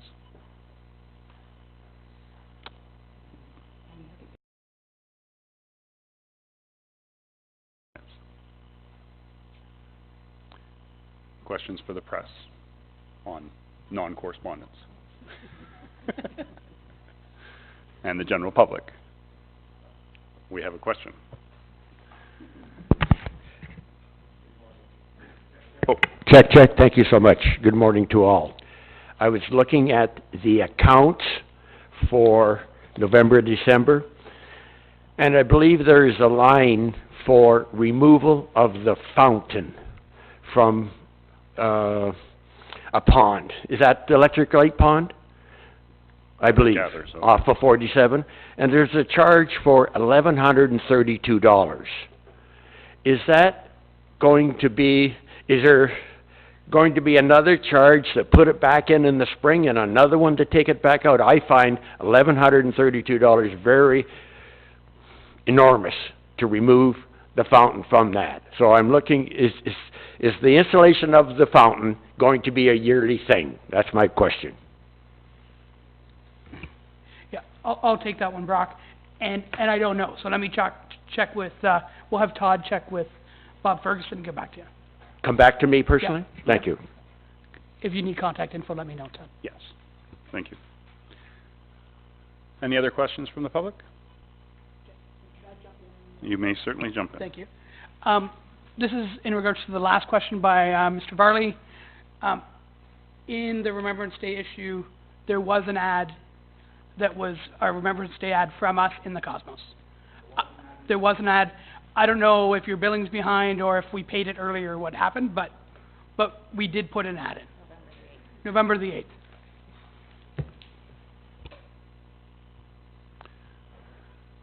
And if that is all, then I will close the Parks, Facilities and Arena Committee portion of the meeting and pass it on to Environment and Sustainability Committee.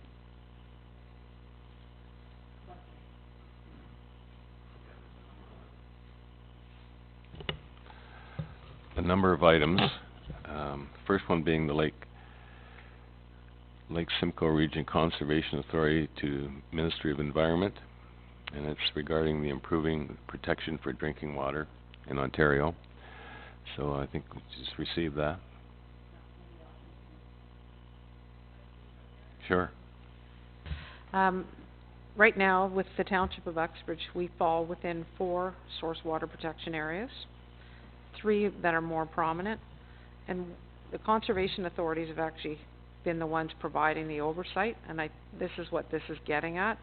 It's basically saying that they're not going to be doing that role anymore, and that the province is going to put it back onto the region and to the municipalities like the township. I have to say that working with the authorities has been really good for us because we don't have that technical expertise on staff. And I think that's what they're trying to get to as well, is that by eliminating that, it's going to put all that pressure back onto small municipalities to try and ensure that they are continuing to stay up to speed when we don't have staff on that have the skill sets that the authorities have in order to manage it. So it is something that I think is of concern. I'm not so sure that they need to have that many source water protection offices. I think it would be, if they're going to collapse it, then collapse it and maybe not have as many, but at least have that location where people can go if they're running into trouble or have questions, and the expertise is there. So just a comment. I think this is another example of downloading to us and more costs that we're going to be held responsible for. Mm-hmm. Yeah. Okay, the next item is Toronto and Region. Sorry, Gary, just one question to Mayor Dave on this one. Is this something we can go back to the region about? I mean, this is going to impact a lot of us smaller municipalities, and, you know, obviously, as the cuts continue to come, you know, it's becoming impactful, and this one is, you know, obviously a serious concern. Yeah. So it wouldn't be the region in this case, it's going to be the province. They're the one who have cut the funding for this. So we could follow up with a letter to the province, but at the exact same time, we're also seeking additional funding for other things, so we may want to find out what it is and what we're we fighting. should put this on our list to speak to finance about at the province. Yeah, and that was my next question, is perhaps this goes to the list of what we want to talk to Peter Bethlen-Falvey about to see where we're at. And to your point about the region, I think what would be important is to find out what the region's position is in this. The region has a lot of responsibility when it comes to source water protection, and it would be interesting to get their take on, do they have the same concerns that we would have at the local level?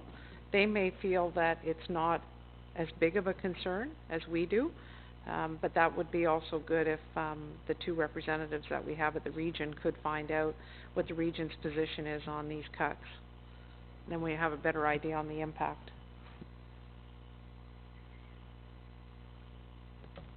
Councillor Beach. Thank you. I do think that we should find out what the region is thinking. We should have some kind of response back to the province, because this could be very costly to us, and we need to do something about it, not just receive it.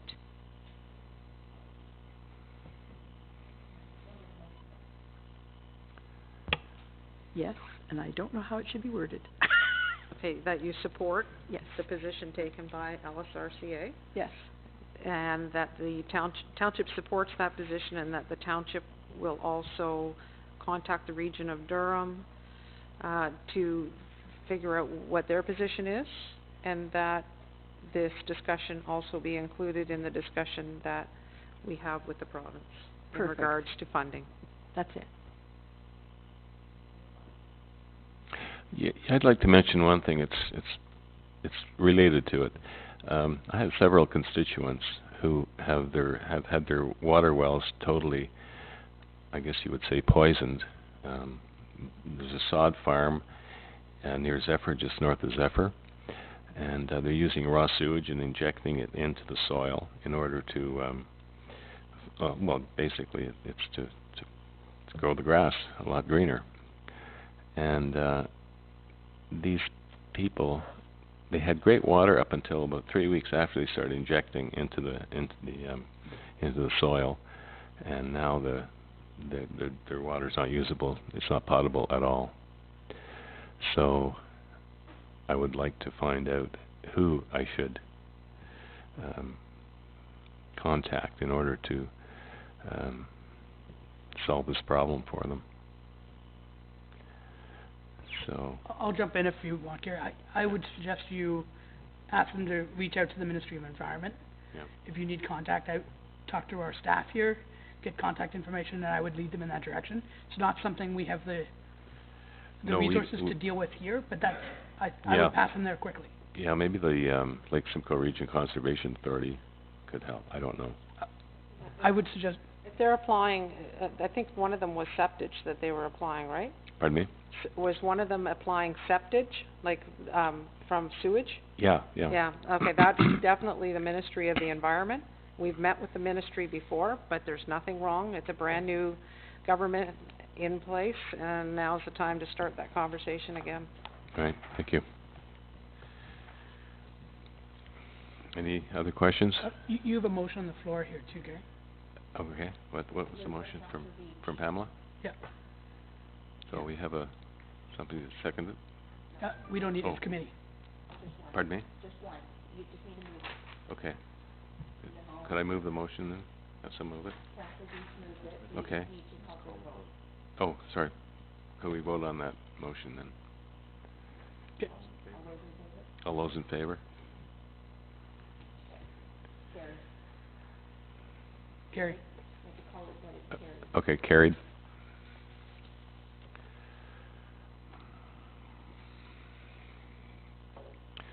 Now, the next item, Toronto and Region Conservation Authority Humber River's 20th anniversary as a Canadian Heritage River. Can we just receive that? Could I have a motion to receive? Councillor Hyatt? Do we need a seconder? No? No. Okay. All in favor? Carried.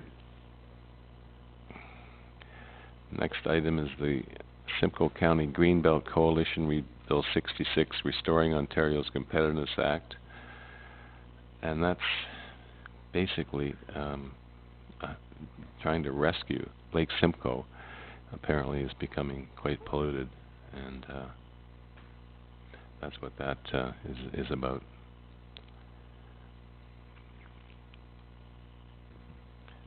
Questions?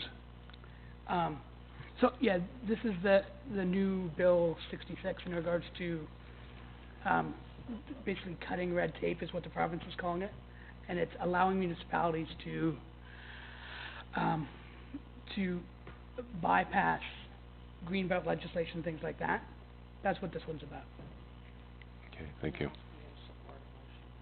And they're wanting you to support a motion?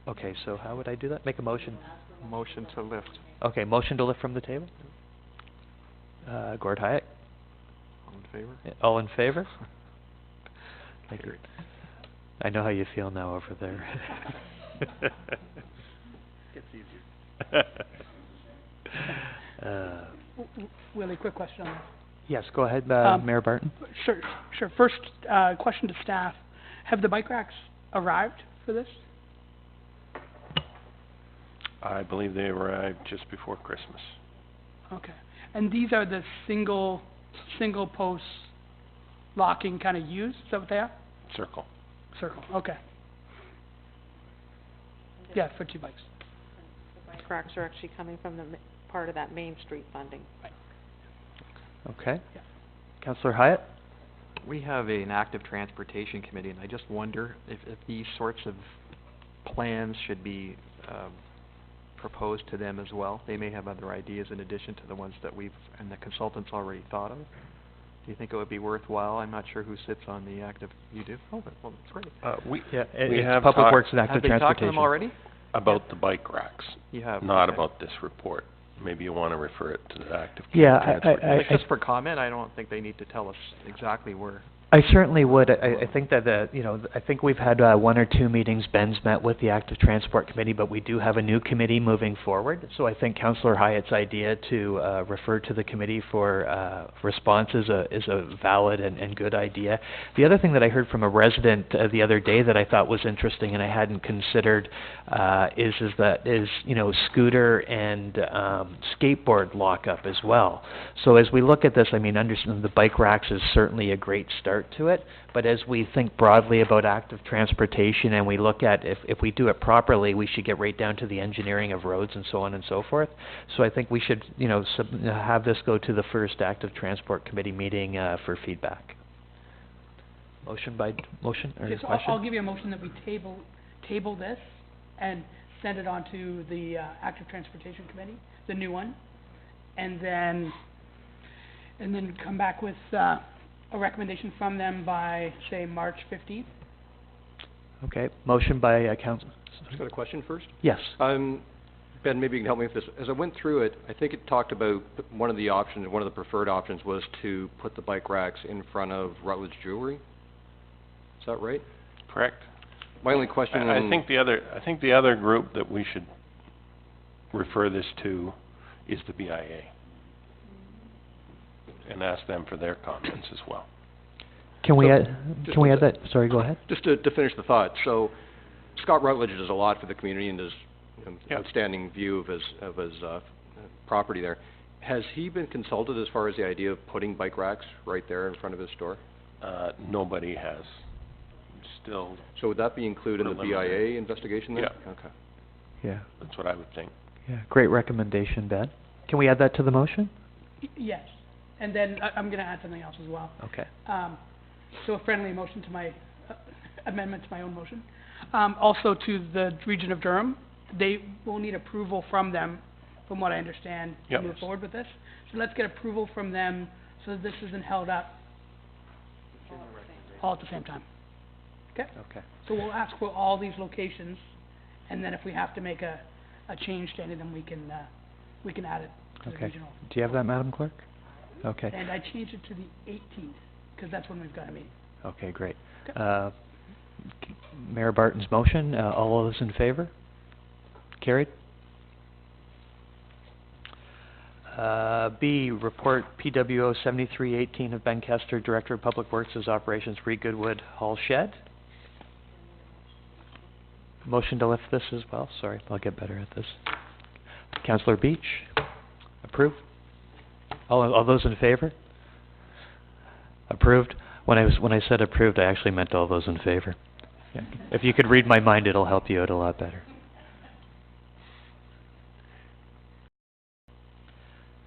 Sorry, I'm catching up on my notes here at the same time.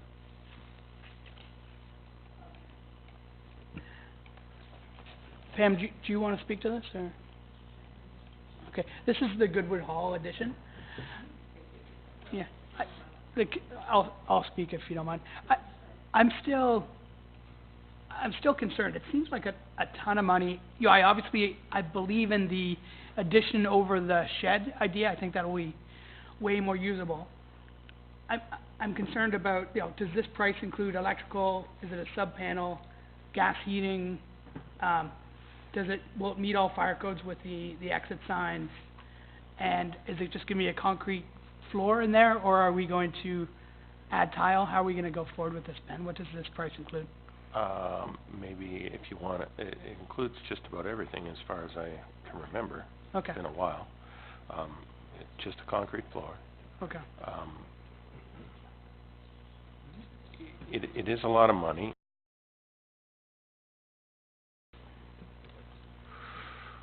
Maybe part of the thing that's driving the cost up is the extra room for the tables and chairs. So if you wanted to sort of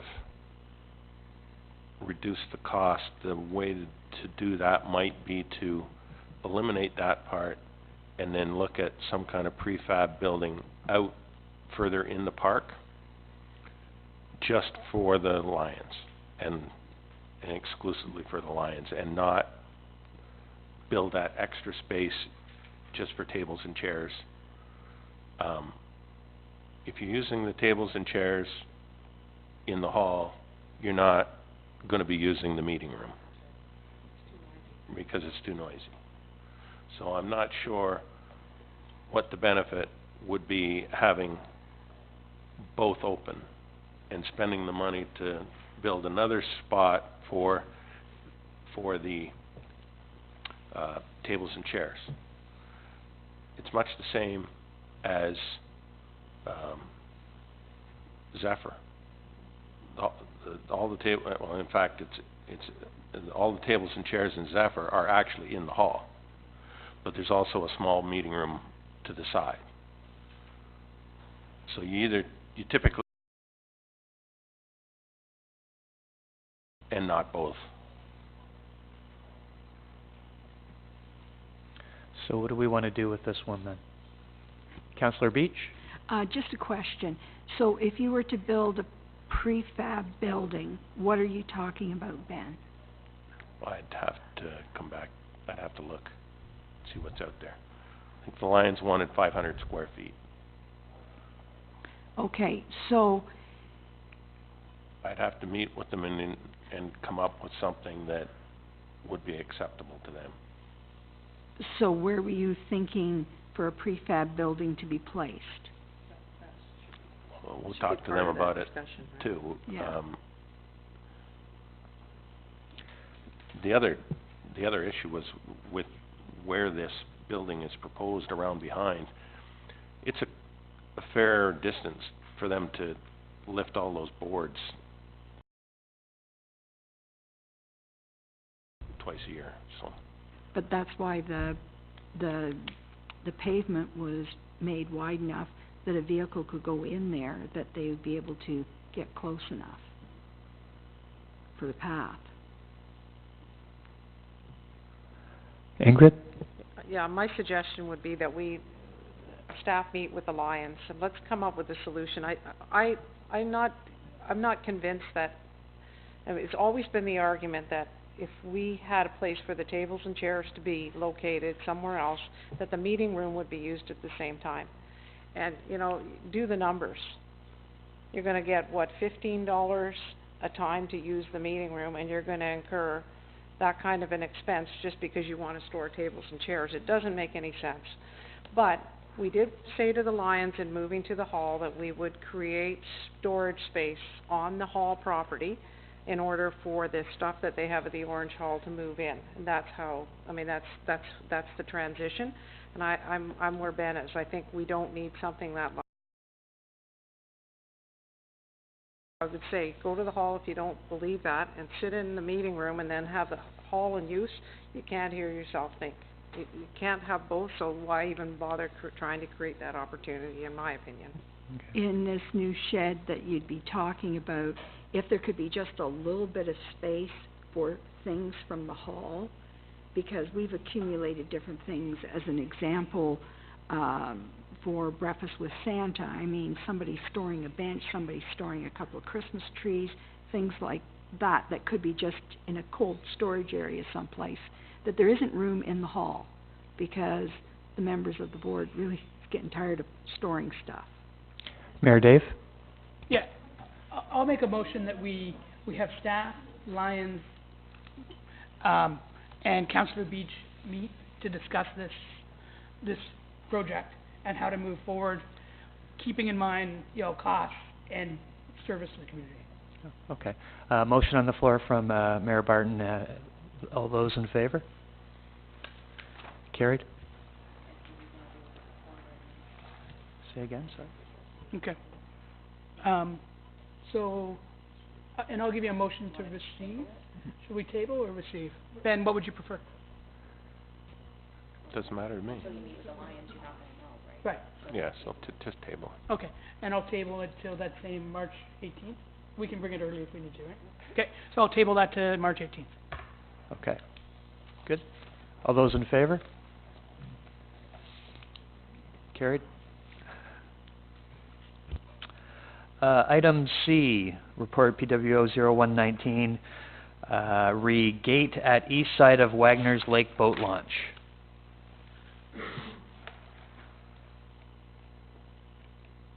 Discussion, questions? So, this was my ward first. Do you want to speak to it first, Gary, or do you want me to? Yes. I received a letter on November the 8th, 2018, regarding the installation of the gate to the Pilkey Road boat access of Wagner Lake. It says, to Councillor Gary Rona, we are a group of concerned residents that share the Wagner Lake area as our community. We want to congratulate you on becoming our representative on Uxbridge Council and look forward to working with you on our various concerns. The first item we would like to proceed with is to have the gate reinstalled at the Pilkey Road boat access to the lake. In recent years, the boat traffic from non-residents has increased, which has increased safety concerns as well as all the potential for invasive species in the health of the lake. This appears to be in correlation to the removal of the gate by the township. We have collected 74 signatures from residents predominantly from the area most impacted by the increased traffic. We only had one person indicate that they were not supportive of the gate being reinstalled. We would appreciate you bringing our survey results forward to Uxbridge Council along with our request to reinstall the gate at the earliest convenience. We thank you for your consideration. Thank you, Gary. With that in mind, the recommendation from Ben is that council direct staff not to install a gate restricting access to Wagner's Lake. So, further discussion on that from council? Yes. I would heartily disagree with your evaluation of that. A few years ago, there was a fishing show, and they had their show on Wagner's Lake, and they mentioned the name of the lake, and shortly thereafter they had 1 million boats coming in to fish. Now, I spoke with the Lake Simcoe Region Conservation Authority, and the lake is in serious trouble. There's a lot of blue-green algae. We don't know how many septic systems are leaking into the lake and all the rest of it. So this additional traffic from the outside is certainly impacting the quality of the water in Wagner's Lake. And I would strongly suggest that we reinstall the gate. Mayor Dave? Yeah, this was my ward before it was Gary's, and it's a complex situation. It's public land that people should have access to. This lake does flood after large rain events, so when the water levels go up, then the docks are basically floating, then boats go by and damage the docks. Anyway, many issues there. I think this is one where council should vote their conscience. It's a number of our taxpayers that are struggling because of outsiders using their property, and again, it's pretty complex. So I certainly don't disagree with the residents. I don't disagree with Gary, but again, the safest choice is to do what Ben said. We just have to decide how we move forward. Okay. Ingrid? We have two accesses to that lake, but two on the east side, right? Two on the east side. If The the other township didn't own the Pilkey Road access, if it had been split and sold off to the neighboring properties, then the township would be out of it, right? I think we have a road access there, don't we? What do we, the question is, do we need it? That's my question, really. I'm not trying to shut people out, but I'm just saying, if the residents, do the residents use that access to put their boats in too? Oh, okay, so it's not that cut and dry. People need it to use it. Okay. Any other questions? So we have a recommendation from Ben that council direct staff not to install a gate restricting access to Wagner's Lake. We've heard from Councillor Ruona as well with his response to that. How do we wish to proceed? Could I make a motion You may. that we reinstall the gate at Wagner's Lake?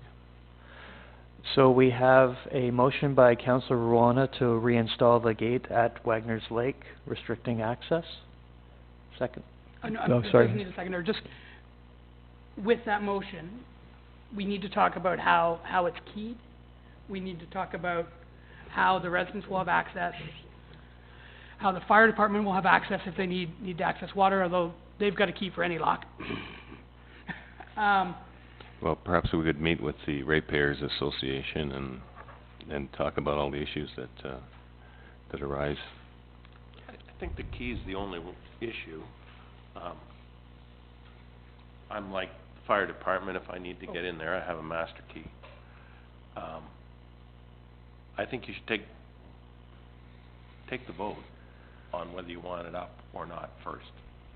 Then, whatever the result is, and then really the only issue we have is how do we deal with the key? Yeah.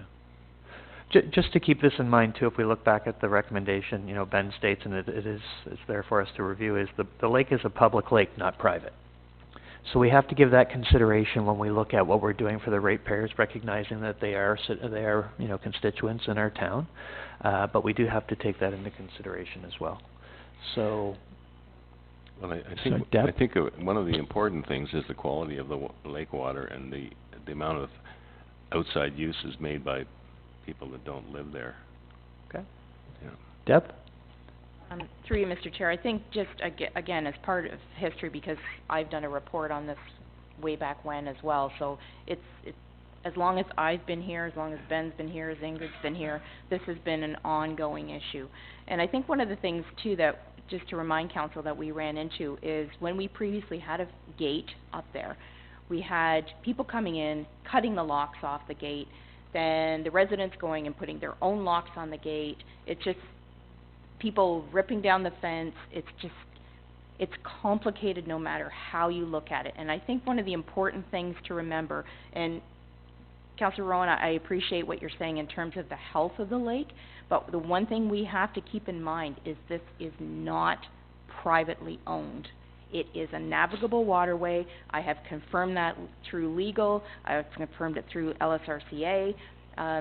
So while, you know, your intention is good to protect the water, to protect the residents that live in there, it's not private. So, and you could run into situations where, again, the locks are being cut off, people are putting their own locks. We've ran into issues where there's fights breaking out on the boat ramp because public are coming in, they're cutting the locks off it. The residents in there feel there's a sense of ownership in terms of the lake because they live on it. We've had people coming in and complaining about people physically attacking them on the lake with boats and sea-doos and spraying them with water. So honestly, it's very, very complicated situation. So we have 74 residents that have signed the petition to have it reinstalled. Only one dissent. And it was up for years, and I haven't heard of any of these problems, being new to it, but it was up for years, so it couldn't have been that much of a problem. No, there's a file, and it's very large. Mm-hmm. And it's well documented that it has been ongoing. The other problem with putting a lock on it is that there's an expectation that we're gonna enforce it. So that means we're going to ensure that absolutely everybody that goes through it has a right to go through it, and we're gonna also deal with those people who cut the locks, and we're gonna go up and replace the locks. It is a public body of water, and I think I would question, if you're gonna make a decision to close access on it, how are you gonna answer the question on closing access on something that's open to the public? That's really the question. Well, how many years was the gate there, installed? I think Howie was on council. I believe the first time, sorry, through you, Mr. Chair. Yes. I believe the first time we dealt with it is, yes, you're right, Councillor Harima, or at least that was the first time I got involved, Councillor Harima was on. I believe even at one point, some of the residents went and put up a gate. Am I wrong in that? Or did we put up the gate, they ripped it down, or somebody ripped it down and the residents put it back up? It's quite involved, and there has been a lot of history on it. You're never gonna make anyone happy.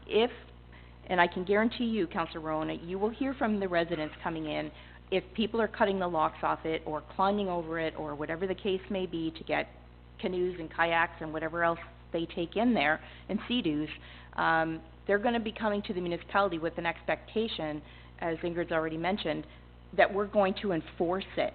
We have no ability, because it is a public road allowance into the lake, to charge anyone with trespassing or anything like that. We don't have the authority, and there's no ability because, so. But don't we own the right-of-way there? We do. Yeah. But it's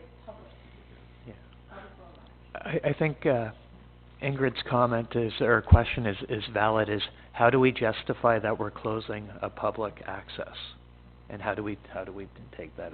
And, we didn't answer the question when it was asked. We kind of rebutted in a different direction. So I think we need to give that some pretty significant consideration as we decide how we want to move forward. Yeah, I think we also have to think of the 74 people that signed the petition. They're Most obviously, it affects their use of the lake, and so forth. Councillor Snooks? Just to put it to an analogy or a common thought process, I live on a corded area of Uxbridge, and quite often in my head I thought, wouldn't it be nice to gate this double court so that we don't have just general public driving into my court.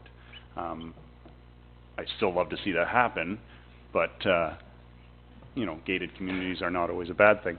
But I don't think that's viable, because it's not my road, it's not my, my house is mine, well, Banks, but almost mine. So I understand what you're saying. You've got 74 people that have signed a petition to something that benefits them. Absolutely. And I'm not a fisherman, so I don't go up to the lake to go fishing. But if somebody who lives here in Uxbridge wants to go and use Wagner Lake as a public lake, right, how can you deny them access to that? Is that Pilkey Road the only access? I don't know. I can speak to that. There's of Whitney. Yeah, the two other access points, you could launch a kayak or a canoe. Well. Yeah, but it would be tough to launch anything else. Right. There's historic usage of that location. So, again, you could What do you mean by historic? Well, because 20 years ago I used to water ski in the lake, and I know where that access point is. People are using it with frequency that they wouldn't acknowledge that there was another location that they may use, I think is what you're referring to. Ingrid? One more question, just something to think about. Is this does the lake actually have a formalized association? Yes. Would council, if this continues to be an issue, is council in a position to want to sell that road allowance? Because I don't think we're going to put a road into Wagner's Lake, but that you sold it to an association, and they become the stewards of it. It's theirs, they own it, they manage it, they can deal with all the headaches that go with it. It's not something you probably want to do, but It is the way to get it off of public ownership. Great idea. Well, great. May be wishing to use the lake or currently using the lake that would be disappointed that they could no longer use it. So if we're all residents, I may have residents in Ward 4 that may be interested in using the lake and may only be canoeing and paddling in it, but if they no longer can get in there, that would be a disappointment to me. I think it's fair to put all the rats on the table, so to speak, so that we cover off our bases and make an informed decision. Well, I think if you had a gate, you could probably walk in there with a canoe. But if you've got several canoes that you're bringing in your family, it may be. I mean, we're kind of putting a lot up against each other to make a decision here, and I think we look at this again. So we did have a motion on the table from Gary. Gary, if you want to just repeat that for them, that what you wanted to do. Yeah, my there. motion was that we reinstall the gate at least for 1 or 2 seasons to see how it plays out. And in the meantime, we can talk to the ratepayers about possibly purchasing the right-of-way. Those in favor? Sorry, go ahead. I need something a little bit more concrete in terms. Through you, Mr. Chair, I just need something a little bit more concrete in terms of the motion. Councillor Rona, when you're saying 1 or 2 seasons, and then meet with the Ratepayers Association, Well, do you want to? We'll put the gate up this spring, and then start the ball rolling in discussions about the possibility of the ratepayers paying for it.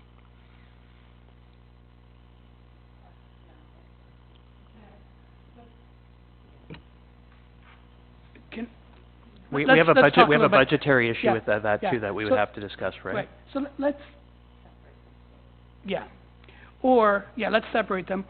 Or why don't we have Gary work with the Ratepayers Association on exactly what the gate would look like, the locking mechanism, how we would move forward with doing this, and then we say yes or no.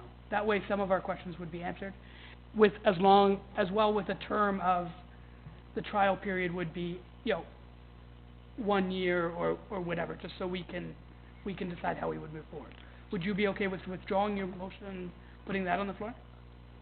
Well, it's basically the same motion, isn't it? It's not. No, it's different, Gary. What they're asking you to do is they're asking you to go back to the Ratepayers Oh, Association. yeah, for sure.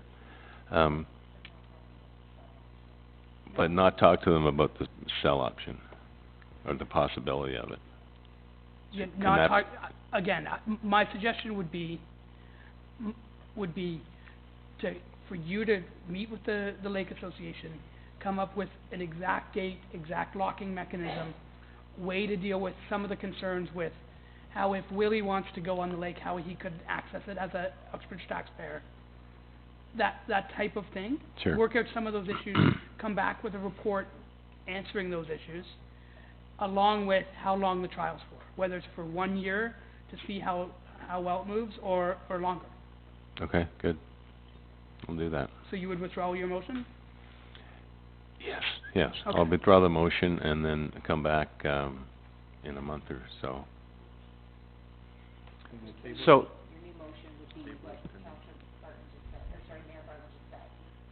Yeah.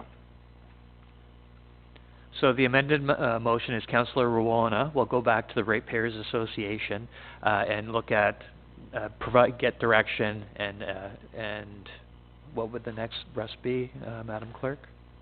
How it would If you work. could assist with Yeah, so along with the style gate, the locking mechanism, ways that other Uxbridge taxpayers could gain access, and the length of term of this trial. Okay, those in favor? Carried? Alrighty, we have item D, report PWO 0319 from Karen Ryle, facility booking clerk, re-sign at Highway 47. Sorry, Mr. Chair. We haven't dealt with the report from Ben yet. Oh, so- my apologies. How would we like to deal with that? Receive it for information for now? Those in favor?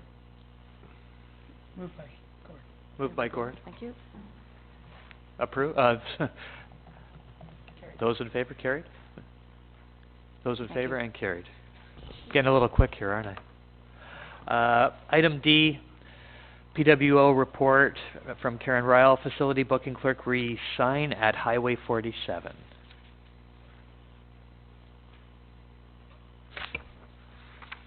So recommendation was received for information. Councillor Hyatt? Yeah, I'll move the recommendation. I just have a question through you to staff. Can we work on the color schemes? The complaint I get is it's like red on purple, and like there's some weird and wonderful colors that come up on that sign. Is there a way to coordinate it so that that doesn't happen, or is it based on the ad that they submit to us? How does that work, Karen? Sometimes people request those colors. Do they? Mm-hmm. I mean, I've seen it once or twice with those wild colors, and it is difficult to read. Mm-hmm. So what I'm trying to avoid here is people like glaring at the sign and then rear-ending somebody at the light because they were too focused on the sign. And I think the 15-second is probably a good idea, that you're keeping it moving. But again, some of them are quite difficult to make sense of. I don't know whether there's a way to correct that, or just, you know, maybe the experts here have an opinion on that. I'm not sure. So just so everybody's Ben? aware, the signs are up for the signs flash every 10 seconds now. So if you receive it for information, that's the way it's going to stay. If you want it 15 seconds, then you need to somebody needs to make a resolution. I thought we had talked about the sign a few meetings back, or maybe I'm just getting mixed up in this. I thought we were looking at possibly changing the timelines of this. That was kind of my notes on it, and I think that Karen went back to get us information on this, on a recommendation on what the appropriate timing would be. There's been kind of debate back and forth with regards to 15 seconds, 30 seconds, what is the appropriate timeline for it. We have what I would perceive to be a subject matter expert recommending 15 seconds as an appropriate level of time, and that we should receive this for information. Is there any further discussion on this part that we want to have? Mayor Dave? I'll just speak briefly on this. I've heard many complaints on this sign. Of residents that I've spoken to, and we did a non-scientific survey on it. People really don't like this sign. I feel we need to make some pretty drastic measures to get the public's opinion significantly more favorable. So what I've heard is, the flashing messages, the text that can't be read, the colors, the graphics have all been things that people haven't liked. And I would like to, again, make more drastic changes. I think switching it to, from 10 to 15 seconds is a step in the right direction, but I'd like to see more static messages myself, and I'd like to always ensure that these are graphics. But we can wait for the other report to come on the table. So how would we like to proceed then? Was there a motion to receive for information? Or? Hold on. Maybe just receive for information and forward to be discussed as part of that overall report on the sign moving forward. Okay. Gord, you were going to do that? I'll do that, yeah. Just a comment first.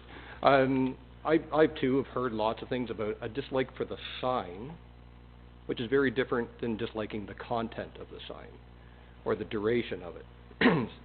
So I don't suspect we're about to move that sign, unless depending on what you mean by drastic, Mayor Dave. But if it's the utilization, I think we already addressed that we're going to use another organization that you're familiar with that would be doing the messaging for us, right? So I think when we have that already in place. So we don't have that. We were moving in that direction. Resolution to that effect. So what did come of that?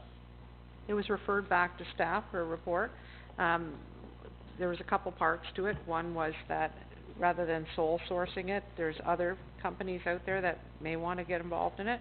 Staff are supposed to bring back a report in regards to how that whole thing will play out. Okay. So with need to defer subject matter expertise to subject matter experts. So we've got one who's come back. I think, Councillor Pop, you were saying we had a subject matter expert come back and say a maximum of 15 seconds.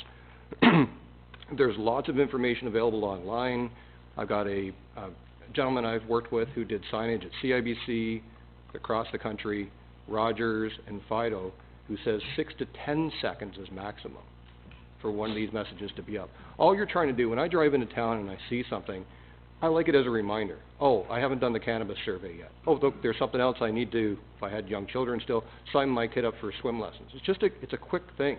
If there's something longer, either I don't see the message because I'm concentrating on driving, or I'm looking at it going, okay, I get it, I need to do the survey, and then I go on past. These messages need to be just, and without becoming a distraction. You know, to Gord's point a second ago, we don't need somebody driving into the back of somebody else while we're distracted reading a message. It should just be a glance, right? Look up, see it, get the message, move on. So just my comment is we go to subject matter experts, we get their opinion, either we accept those opinions or we shouldn't go to subject matter experts for their opinions. Okay, and currently we're at 10 seconds for the ad is what we're at. So, we have a motion on the floor from Gord with regards to, could we have that read back? Is that possible? Through you, Mr. Receive for Chair. information and... Just to receive for information and that, this item be referred back to staff on the overall report of the sign, which will be coming. Okay, those in favor? Approved.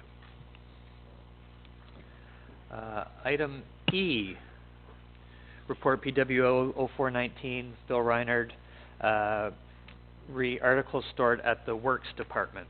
I believe Billy is looking for confirmation that we can dispose of these items. Discussion? Gord? Yeah, through you to Ben. Does that siren actually work? I know we dismantled it, but does it actually? It worked when we took it down. It was the reason we took it down was the framing that was holding it up there was rotting. It was unstable, yeah, I remember that. But it actually does work if you wire it up? It did when we took it down. It's been outside for 10 years in the weather, so. Is there any chance that one of the southern municipalities, because they have the early warning on the nuclear, if there was, they used that at all? I don't believe that they would want Well, something I don't know if 10 you want to years old contact them and that's say been they can sitting have out it. in the rain and snow and ice for 10 years. I mean, I still get people saying to me, gee, we missed that sign, or that alarm, and I'm like, my God, if you live next to that thing when that thing went off, you know, you just about get blown out of your bed. But having said that now, obviously we know with technology, the fire department's all gone to the pagers and the green lights, which is a plus in my estimation. But I just thought if there's another use for that thing, that if someone else could use it, or if it still works, and you've identified that it does. With regard to the rocks, could we put a sign up, help yourself or something, or get rid of them? How many Get are we rid of talking them. here? I don't even think there's a truckload, to be honest with you. No? I mean, if you don't want to get rid of them, that's probably the best way, just put them out there. So, thank you. Councillor Garrett? My comment was just to the chair of the Heritage Committee. Would the Heritage Committee be interested in gathering these bricks or reusing the siren for some kind of a occasion? Councillor Beach? That's what I put an email out with this report to the MAC Committee, the Heritage Committee, and to the Historical Committee to see if there was any interest or use with these, and to get back to me, because that's right. Like, you know, because then we've covered our bases. If there's creative use or purpose for these, then they could be gone. And then we're not having Heritage or, you know, whoever complaining that we, you know, didn't ask the right committees. Okay. Councillor Garrett? Just a quick comment. I know, Ingrid, you were half kidding. It's where do you want it delivered? Let's not incur any cost to get rid of this. If they want this, they can come and get it. Yeah. Yeah, and you know, further to Councillor Beach's comments, I was wondering if there was any historical value or any opportunity for reclamation. So, do we want to put a motion forward on how to act on this one? Mayor Barton? Sure. How about a motion to receive this for information, and then to have Pam work with some of her contacts to find a home for this material so it doesn't have to go to landfill. Okay, all those in favor? Just a second. Oh, I was sorry, requested to add a date to this, so by May 1st, to find a home. Yeah. Okay. Just to ensure there's a timeline. Councillor Snooks, did you have another question or something? Just a comment maybe for Pam to consider, when she goes, when you're looking for feedback and whatnot, something like our heritage building site up there at the top of the 6th there, if they put it in there and utilized it as a signal to start an event and end an event that they're hosting or something, and then it's hysterical and it's there. It's loud, but it's... Did you say hysterical? Historical, sorry. I'm listening to him. Historical. It's hysterical. Just a concept of keeping that heritage aspect of it, because it is heritage. So... I did put it through the email to the curator of the museum. Okay. Well, just as a point on that, these aren't heritage, they actually are used in various communities. They use Heritage them in, to us They now. use them in Tornado Alley in the States, and we have them in South Durham for the nuclear. If there was an eruption or a leak, they fire these things up just to make people aware, because if you're outside and you're not exposed to media, you would know that this was happening, so that's why they do use them still. So. Okay. It's not a heritage thing. Yeah. It's live. Mayor Dave? So I'm gonna give myself another friendly amendment to my own amendment, to my own motion. So add to this that we table this report and it comes back right around May 1st, the closest to May 1st meeting, where then we make the final decision that this can be disposed of. Okay. Okay? We have a motion on the floor. Those in favor? Carried. Is there any unfinished business? Is there any other business? Mayor Dave? I have some other business that came from my left ear. Just curious, Ben, on the timing for the sidewalk at Douglas Crossing and Toronto Street.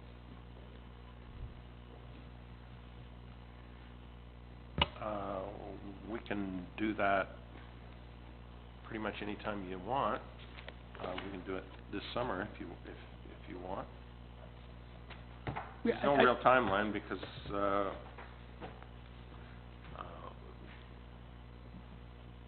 we have the money to do it from the developers, so we can do it at any time this year or next. Okay. Is the development, the development that's currently going in, I think there's just people going into the retail space now.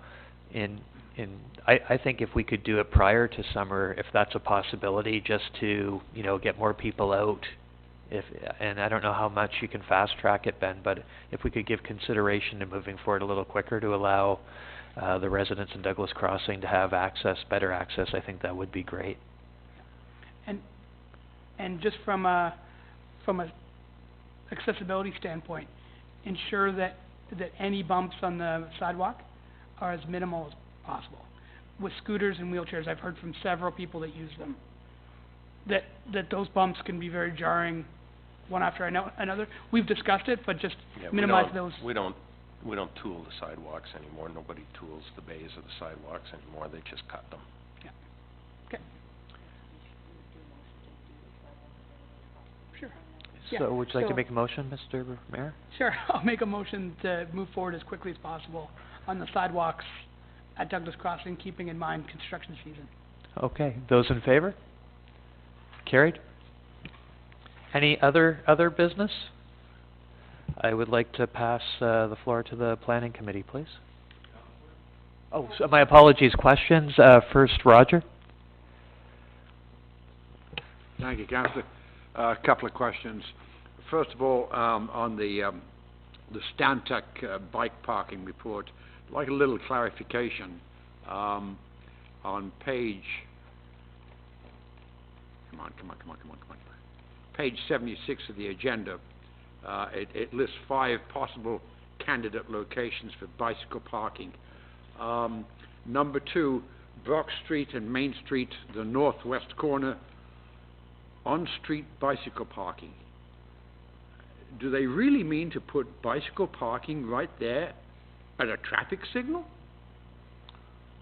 And then on item number 3, Brock Street, Victoria Drive, southeast quadrant or southeast corner, on grass bicycle parking. I know of no grassy area there unless they're talking about the lawn in front of the restaurant. So when they say on street, they mean within the road right of way, not right on the street. It's essentially on the boulevard, yeah. I'm sorry, where would it be then? It's on the boulevard, Roger. Okay. Just wanted clarification, that's all. And then on page 78 of the agenda, it talks, no, let's make that 79. It talks about placing a parklet in front of Nexus Coffee, and this parklet would provide patio space for the business's customers. I'd like to know, providing a patio for a coffee shop, what does that have to do with bicycle parking? Okay, so a couple things. First of all, we tabled this report to make sure that the Active Transportation Committee Yes. has a chance to take a good look at it.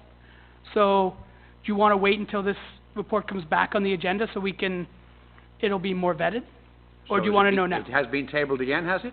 Yeah, we so tabled it again. Yeah, Okay. so what we were looking to go to the Active Transport Committee for further comment with regards to locations of the potential bike racking and a couple other items as well. Okay, And the thank you, BIA. Councillor. And the one BIA. last question, if I may, on the Wagner's Lake discussion, what did council decide?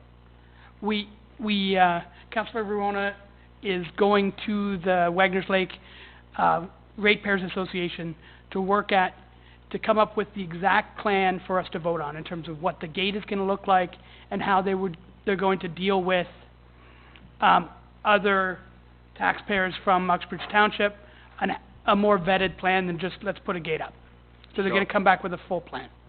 Staff's going to do that. Nope, Councillor Verona is going to come back with a plan with the Ratepayers Association from Wagner's Lake for council to consider. So Mr. Kester's recommendation that the gate not be installed was passed by. It was tabled. It was tabled but currently on hold pending information. Thank you.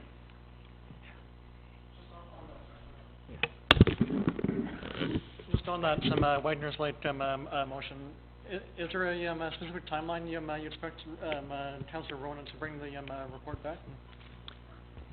Was it March? I think it's March 18th, Dan. Okay, from the public, questions? Brock?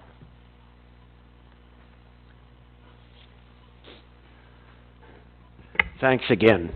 I believe this question will go to Mr. Kester. I'd like clarification on the word disposal for the fire siren. Is this like something like take it to Gary Hill Auctions? Is this something to phone Casey Elson to come give me $25? Could we clarify what the word disposal would mean, please? It won't go to auction.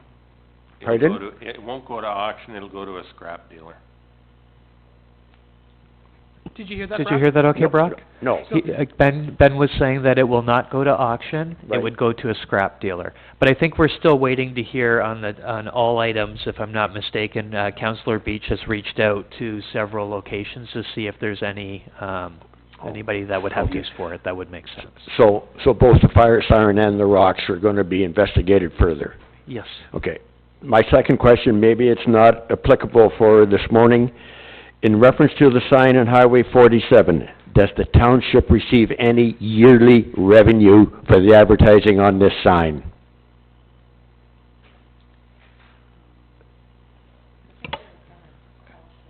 I think it's it's not much, if it's anything at all. I don't think there is. I think council decided that there was no commercial, there was to be no commercial advertising. The only advertising on the sign is anything that the township wants on the sign, and advertising for plays or events that are taking place within a township facility. So the music hall, for example, if there's a play going on at the music hall, can put the sign, put a thing on the sign, put an ad on the sign. Ben, I'll just add to it. Donna was saying it's marginal. There's a very small amount of revenue. We can't quantify it, but maybe it's $25. Yeah. I think it's almost $25 for those production signs, or for those production companies. But it's only for people that are renting a township facility. Did you get the rest of that, Brock? Yes, but questions. There is going to be a report come back to change some of this design, whatever said, the timing on it, which there will be some costs in reference to this. Am I correct in that, to start? Costs with respect to what? Producing the report? No, the costs for the design work.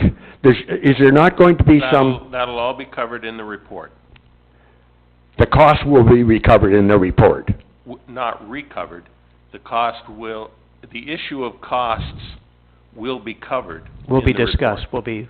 So you'll have information on that. Because I'm saying here, shouldn't the cost be covered by the revenue? So Brock, it'll come up in the report. At the moment, we believe it's $25 per message for an outside use. That's nothing.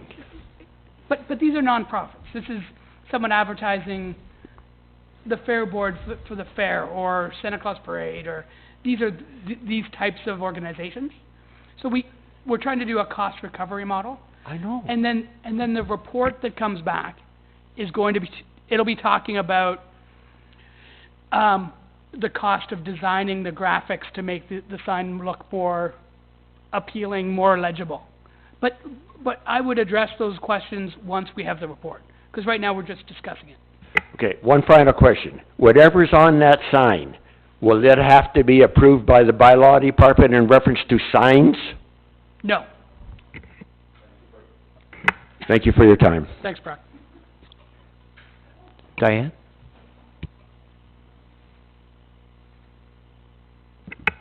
Okay, if it's $25, that's a month? Is that a month? That's per message, Diane. Per message? So can the farmer's market put a sign on for the summer for $25? Is that what the deal is? No, because they don't rent, they're not renting a township facility. So they are a but draw council, to the township, though. Council has the authority to approve that type of thing if it's requested. So just to be clear, what's currently going on the signage is with regards to events where the event has a relationship where they are renting or using township facilities for their specific event. Okay. And I think what you're asking is would it be possible for the farmer's market then to also use that space as well? Dave? And I believe it would, because you're using a township road allowance.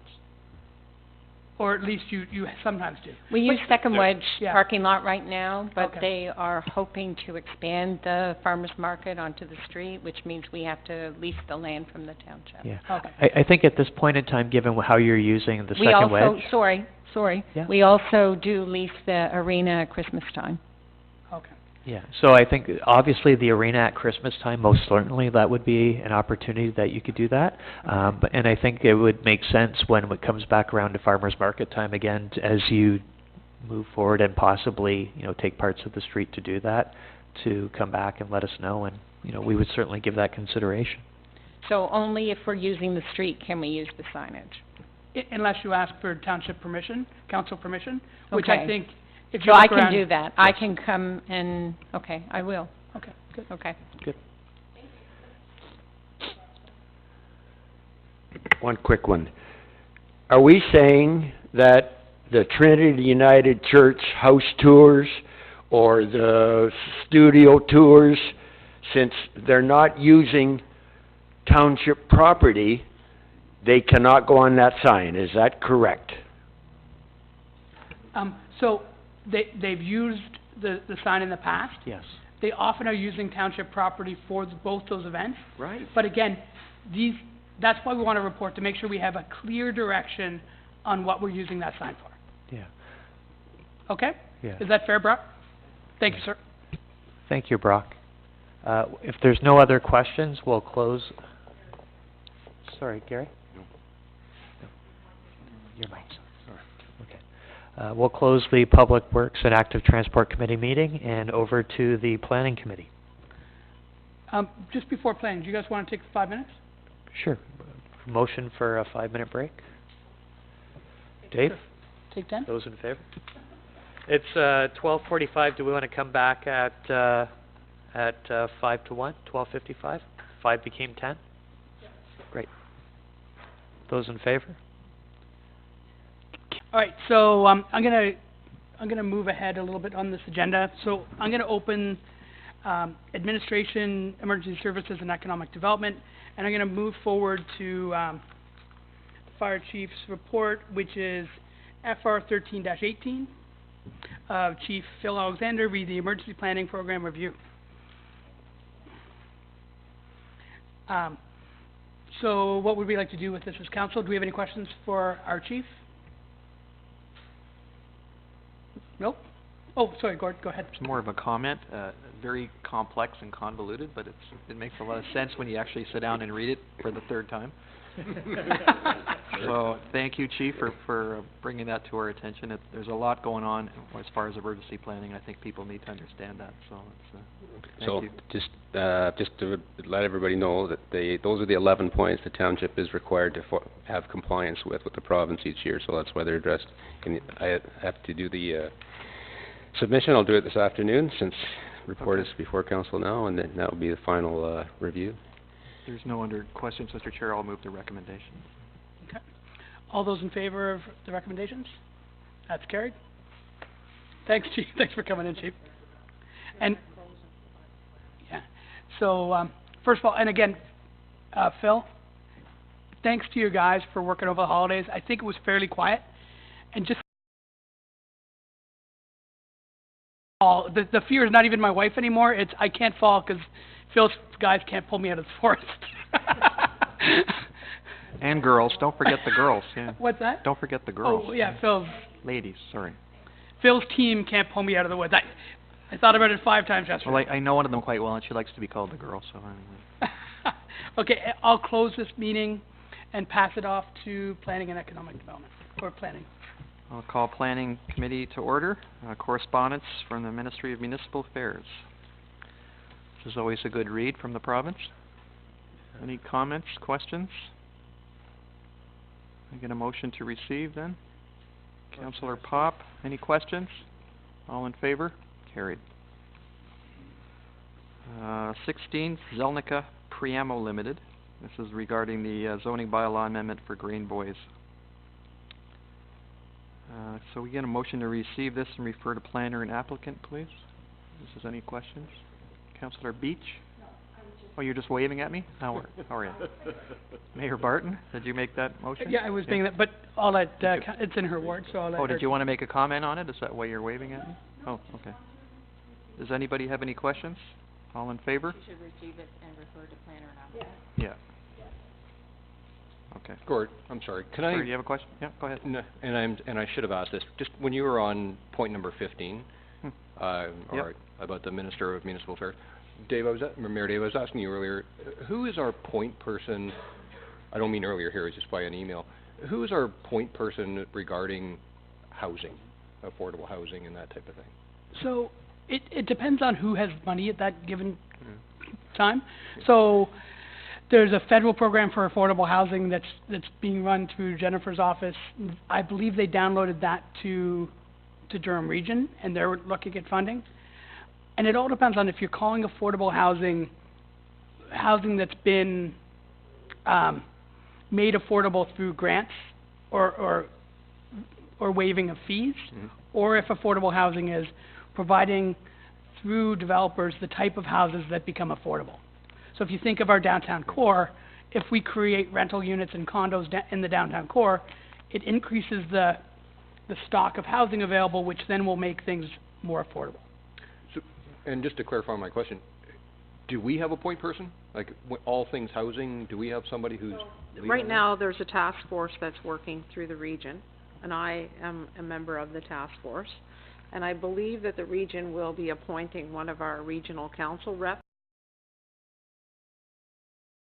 That's that on it.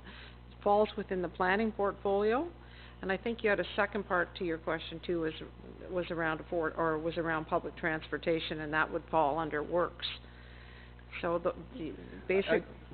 Maybe just go a little further in the question. So on either one of those, there are hot button issues, and I'm just saying, so we could all be doing our own thing. I know some people are doing some investigations on transit.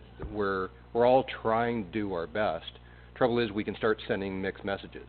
So Todd runs off and meets, I'm not saying you are, but Todd runs off and meets with transit, then I'm making calls to transit. Somebody else is going, well, yeah, but our taxes are out of line. My sense is we could come across as very disjointed.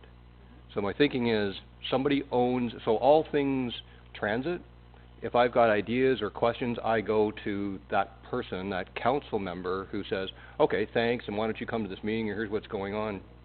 Just so I just find that every time I run down a path, I go, oh no, well, somebody's already looking at that, you should stand down. It should go, if there's transit questions, I think you should go through Councillor Hyatt because it's a regional service. And if it's affordable housing, right now, the region has taken that on as a project region-wide with the area municipalities participating. And I think through through Mayor Barton, I think you'll probably end up maybe on the task force, filling in the spot that Jack used to have. And then that way, those will be your two regional contacts. Okay. Okay, go ahead. Oh, no, you... Just to add to that, regional planning is coming up forward with some proposals for affordable housing plan. So that this is part and parcel of it. They're working with the province already.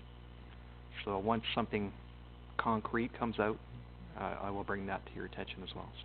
So, and just to backtrack a sec, on the transit, so we're all on the same page here. If we get questions about, are we doing ride sharing of any type, or what are we doing as far as, are we getting our bang for our buck, that was coming up about the amount that transit costs us. If any of us have questions about that, we go to Gord, right? You know what, my suggestion would be, just for the benefit of everyone, is that maybe under other business at the end of each meeting, if there are things that come forward, this is how it worked with the last council as well, you would raise those that either the mayor or the regional councillor would end up coming back to council and reporting. That way, everybody is going to get the benefit of the information that's coming back, and everybody gets the benefit of the questions, because sometimes the questions are multifaceted, where you have a question and there's like 3 other parts to it that may come from the group, and then we're not, you know, to your point about not being disjointed, Sure. that councillor or the mayor end up going with the full gamut. Okay, I won't take any more time, and thanks for letting me back up one, I'll just move on. Thank you. Okay, so we have report 16. Refer to planner and applicant, all in favor? Carrie, did you make that motion? Okay. All right, 17. Jim Dillon request for fill permit overpayment refund. Councillor Barton, or Mayor Barton. That's right. You are Councillor too. Yeah, it's if we could ask Brian to come up and just confirm that... Sure, come on up, Brian. ...that we owe this gentleman $250.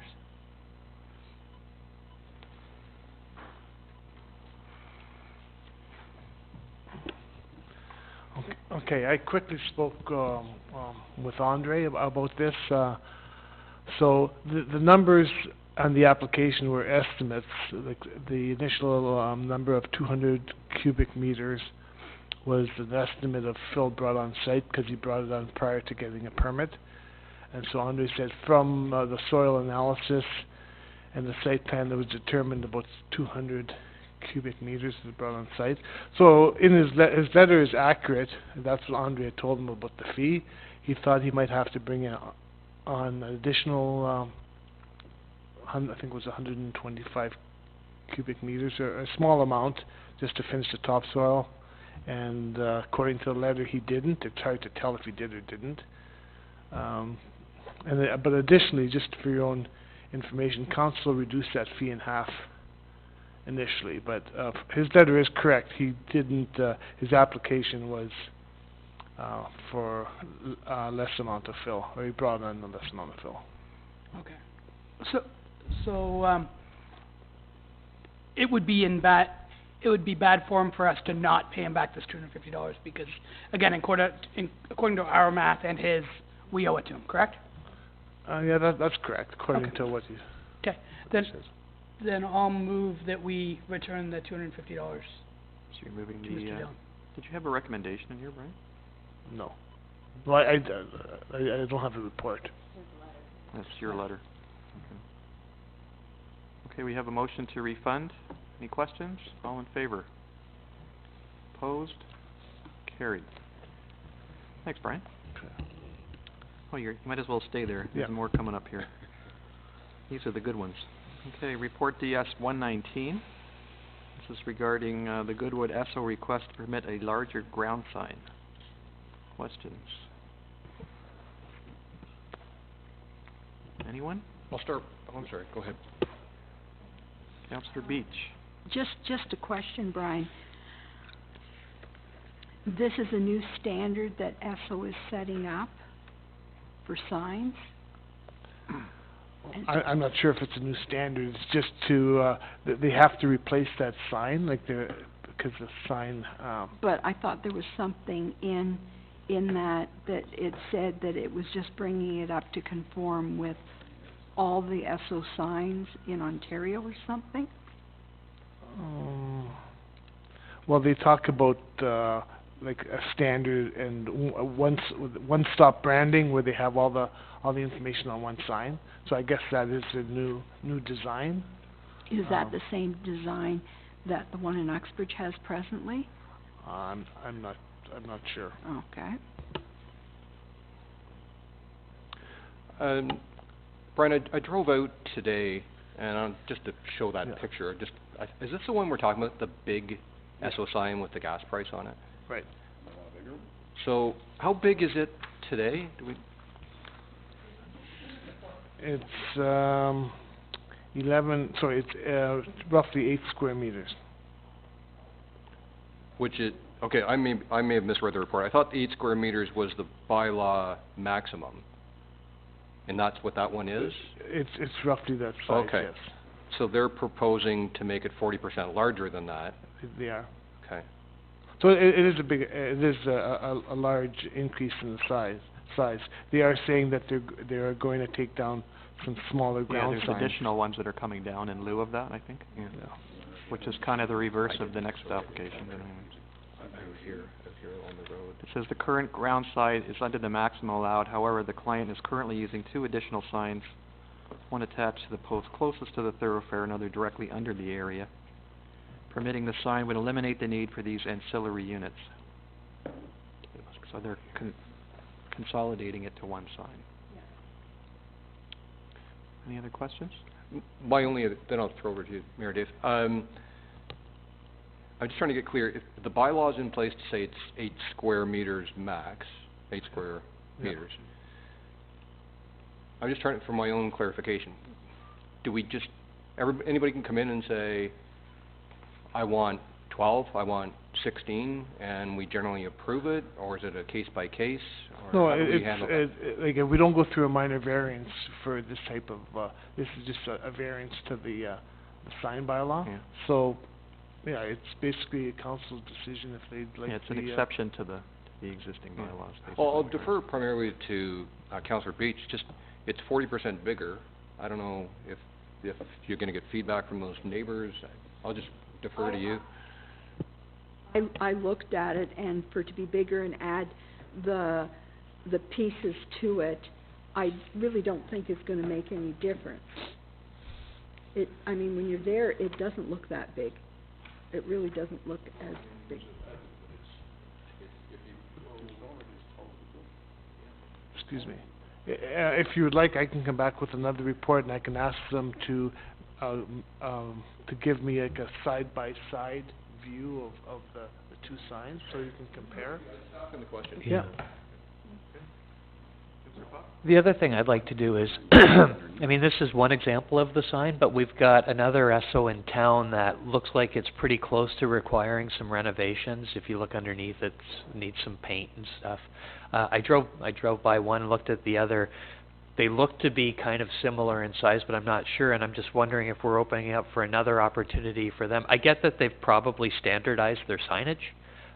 It's probably a template that they're using everywhere, but I'm just wondering if we're kind of opening up a can of worms where now we're going to have, we seem to have a lot of issues around signage already. Are we opening ourselves up to more concerns in town around larger signage when we want to kind of stay limiting our signage a little bit more? Councillor Snooks? Question? My only comment would be I would want to see something before I said, yes, you can make this bigger. I'd want to see what I'm saying yes to. I don't think that's asking too much. I think that's the diagram that you've included, isn't it? Yeah, and I get, it's just like any type of drawing, it's hard to tell from a diagram on a paper. So you're saying you want to see what the existing one looks like compared to this, or? Well, I can see what the existing one looks like, but all I'm saying is, like, and is there not a usage of what's still out there available to them? Like, there's still quite a bit of space below to add more signage. I don't know, I can't speak to that. Well, it feels like there's a bit of a negotiation too, like they're saying they're going to pull down a couple of their other signs, but they want to expand the size of this one, and it sounds like they're trying to... Well, do you want to refer this back to Brian and give him an opportunity to deal with it? Do you have any... What about if you were to ask them to give us a formal proposal? I mean, they've got graphic peoples that work for these companies. That's fair. Get them to, and let them tell us what the deal is that they're prepared to make, i.e., we're going to get rid of this sign which looks like this sign which looks like this, we're going to get rid of this big sign, here's what this sign size is, and here's what the new sign. Like, they should be able to do the graphics to be able to show you what you're going to see.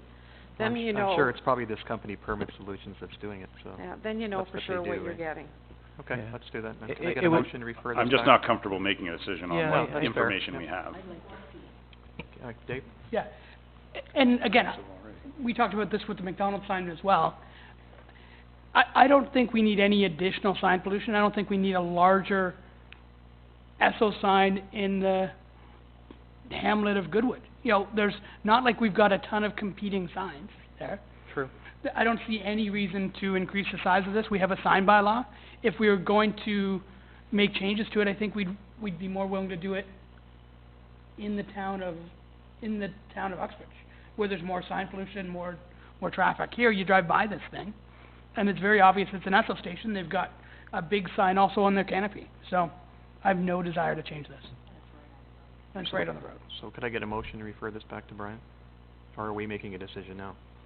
I'd make a motion that we turn down their request. Okay. Stick with our bylaw. And not to issue a sign permit? Yeah. Okay.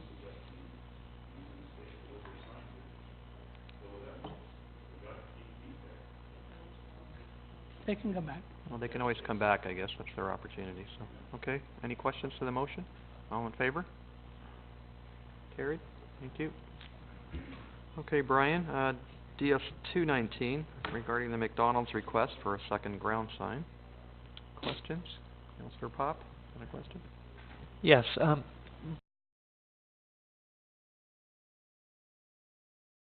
I think when we went back and asked for information, we wanted to have a look at and I'm not sure if you could even give this information, we've got somewhere around 8 other similar businesses that may ask for this type of request where they can put a secondary sign in a spot. And I just was, within your report, I didn't see anything on that. I think Mayor Dave might have made the ask just as we were kind of closing out our discussions around it.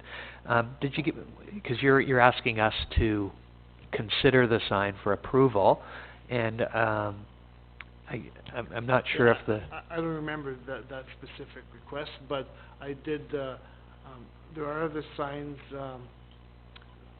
on existing ground signs, like for example, Vince's has the illuminated sign to advertise, and Yes. A&W also has something on their building. There are no standalone signs like this. on the property. The property for McDonald's has large frontage, so it can be done. As far as the adding the sign to the existing ground sign, because of the landscaping and the trees around that, it's not, it wouldn't be feasible to do that. Okay. They are applying for a permit to enlarge their frontage, so Yes. we can also maybe look at it as part of the site plan amendment if you're not sure about this sign, and I can ask for a professional detail on the size and location of this sign. Yeah. So just for councillors' information, they are remodeling the location. They're doing some significant changes and look to it that recently came forward. So I think that it makes sense to have them go back. I mean, currently as it stands, I think similar to the Esso station that we don't want to go down this road. But I think as they're currently in the planning stages for their new look, maybe there's something that they can do on building or something that can help them with this. And, you know, maybe ask them when they go back to them and ask them for that. So I guess my motion would be to refer back to have staff discuss with McDonald's how they could possibly make some changes to their current plan to account for signage. Does that make sense? We could do that. That would mean that staff are gonna come back with a report. Why don't we instead just say, receive this for information, and we'll discuss it with them in future meetings? I'm okay with that if we want to amend the motion to make that change. What are you doing about the request, though? There's a request here to... There's a request. Receive and deny? To deny? You're gonna add that to your motion? Yeah, so I guess amend the motion again, another friendly amendment, as Dave would say, to receive and deny pending more information as discussed earlier. Okay. Any questions? All in favor? Carried. Thank you. Thanks, Brian. Good, thank you. Any unfinished business for planning? Under other business, we have the MOE regulation for open business planning tool. Do we have any information on that, Ingrid, yet, or is it? Thank you, Brian. Is it pending? The info on the open for business tool. Do you have much on it yet? I haven't seen anything yet. No? So I guess we can just get a motion to receive this pending further information. Councillor Gale, any questions? Yeah, just Just a comment regarding being open for business. Again, one of the things that we heard a lot during the campaign, and I was telling the announcement this morning when I talked about CASTool, and the gentleman who was pretty excited that they're going to do this expansion did explain a frustration that he had when he came to the township with a check for X thousands of dollars, and it was a single check, and he was sent back to carve that check into 7 separate checks because he needed to write one to here and to here and to here. I'm sure there's very good reasons that that has to be done within the township, but to him he felt, really? Like, do you want me to expand or do you not want me to expand rather? So it's just the idea, one of the things I'd like to see move forward, just as a general comment for now and then we'll pursue it later, is I think we need like a shepherd, somebody who says, I want to expand, I want to come to town, I want to do something. Then we don't do the work. I don't mean for a minute that staff now has to go and spend money and take time, but if I was to come to town with a business and I don't know how to do this in Uxbridge, there are people here who've done it for years and years and years. And then that person could say, you need to go to them, in particular when you call the LSRCA, you need to talk to that person, so they don't have to invent the wheel every time. So it's just a comment at this point to be able to say, if we're going to join this move to be open for business, which would certainly help us from a revenue perspective, then I think part of our responsibility would be to step up and help people expand their businesses. Thank you. Okay. Yeah, Gordon, if you don't mind, quick comment? Yeah, go ahead. Okay. And just in response to your discussion there, I agree 100%, which is why, you know, I made sure I was on LSRCA, which seems to be a stumbling block for potential growth in Uxbridge. Big reason why I ran for mayor. So we need to make sure that we're more business friendly and we find ways to make things happen faster. And if we're gonna say yes anyway, or we're gonna say no anyway, say it quickly. That way people can plan around where we're at. And then if they want to take us to an LPAT or something, they can. But again, instead of things like this McDonald's sign, instead of us saying, well, let's have staff look at it again, let's say, no, unless you come back with a really good argument. But I think you have to be careful though, without all the information making snap judgments. I mean, when you have somebody, and I think we had it earlier today, asking for support on a motion that's saying that they don't want Bill 66 because it's an omnibus bill and it deals with stepping on the toes of environment and everything else. And I think without the information, it's hard for us to make that decision as to what's good for Uxbridge. So I think that's why I asked you that question. Did you have anything that you could share with us? Maybe I'll speak a little bit to it because we've got a number of new councillors. I can understand that the process is frustrating, and we probably move things faster than any municipality does, simply just by the way we have it set up. But where there are bottlenecks definitely in the system, and there are usually in agencies that are not involved with us. So what happens is when we go through a pre-consultation process, and all of those agencies will be at the table, the region, TRCA, LSRCA, whoever needs to be there. And then from there, they basically, I always like to think of planning as somebody's issuing homework. So basically what happens is at a pre-con, each agency would say, we need this report and we need this report. Then what happens is the applicant then goes and makes a decision, because that pre-consultation basically defines for them the amount of work that they're going to need to do. If they feel they can manage it, then they come back and they will submit their application. So at this point, we still don't have an application, even though we've done the pre-con. Then their consultants have to start providing them with the reports to be reviewed. And those reviews happen, like if LSRCA asks for 10 reports, those reports come in through us, they're channeled to LSRCA, and then LSRCA would comment on them. And there's a lot of back and forth that sometimes goes on between both the consultants that people have hired and the agencies that are having to review. We can't push any of those reports forward in the end for Liz's report until all of those boxes have been checked off by all those other agencies, which is what Councillor Hyatt's been getting at. I think if there is one area where there's a problem in it, is that, and we drill this into everybody that we have a pre-consultation with, is that you need to make sure that you understand the scope of the work that needs to be done. Because you can hire a consultant and you can spend $50,000 on reports and completely miss the goal. And that's where I think the level of frustration comes in. So we're really trying our best to try to narrow that focus, but there is always going to be room for improvement. So we will take those comments under advisement. I mean, I think some of the motivation, and I agree with it, is to remove the red tape. Unfortunately, we know the speed that the province works at, and it's not exactly lightning pace. So by them taking all this on, in other words, stripping LSRCA, TRCA away with all those powers, how are they going to deal with this juggernaut of information? I'm not clear yet on how that's going to work, but, you know, from a logistical point of view, it's going to be ominous. You know, I agree they're going in the right direction, but how do you deal with all those little things? Because there's many T's to be crossed and I's to be dotted, as you just spelled out. So anyway, that's a discussion for another day. Can I get a motion to receive this, please?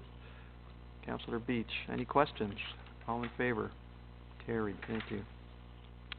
Any other business for planning? None? Then I will adjourn and pass it to Mayor Barton for admin.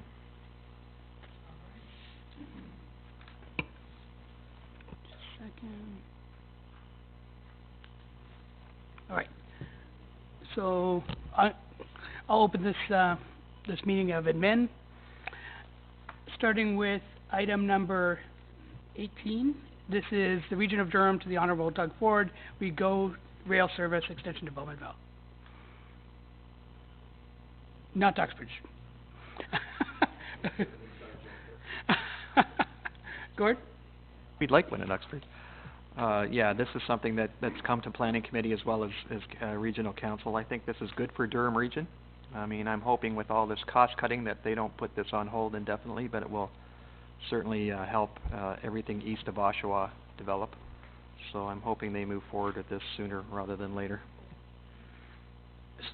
to receive, Mr. Chair. Okay, if I could suggest a letter from us, to the province, just to support this. Absolutely. I think it would help our neighbors in Durham Region, which again helps us. Yeah.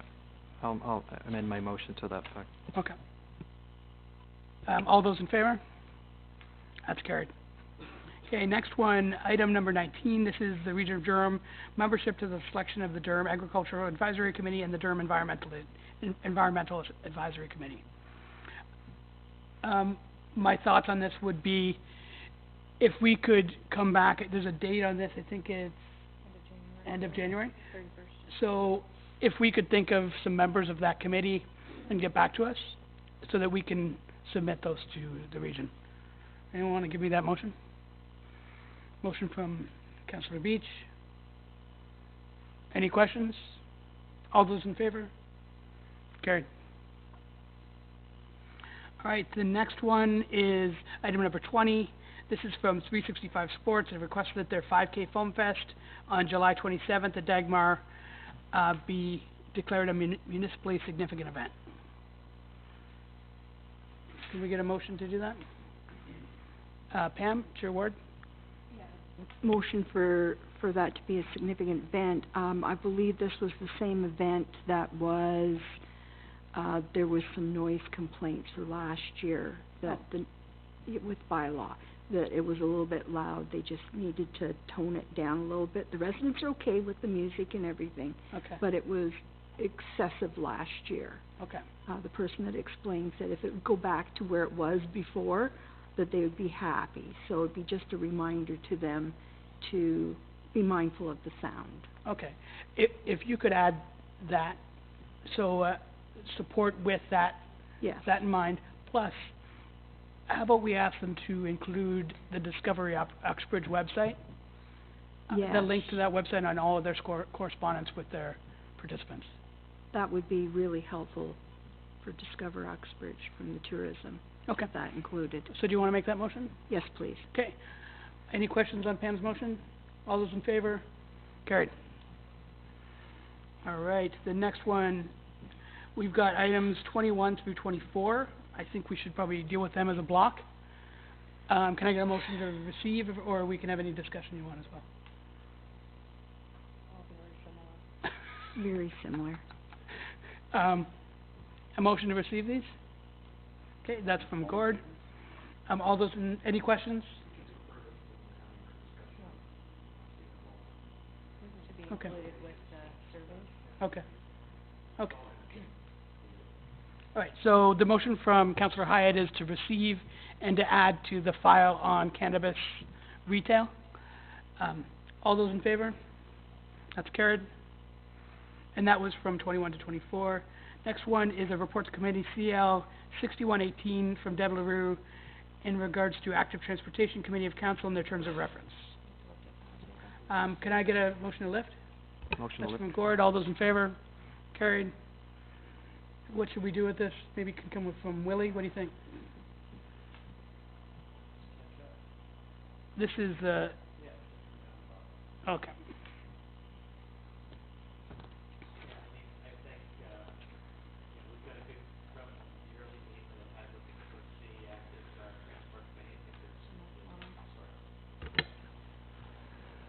Based upon the early meeting with the prior committee, I think that we've got a great council, and I would support this recommendation from Deb. Okay, This is solid. good. Yeah. Any questions, Gordon? Just a question on the mandate, where it says ensure active transportation policies, programs, etc. are aligned with other township committees. How are we going to do that?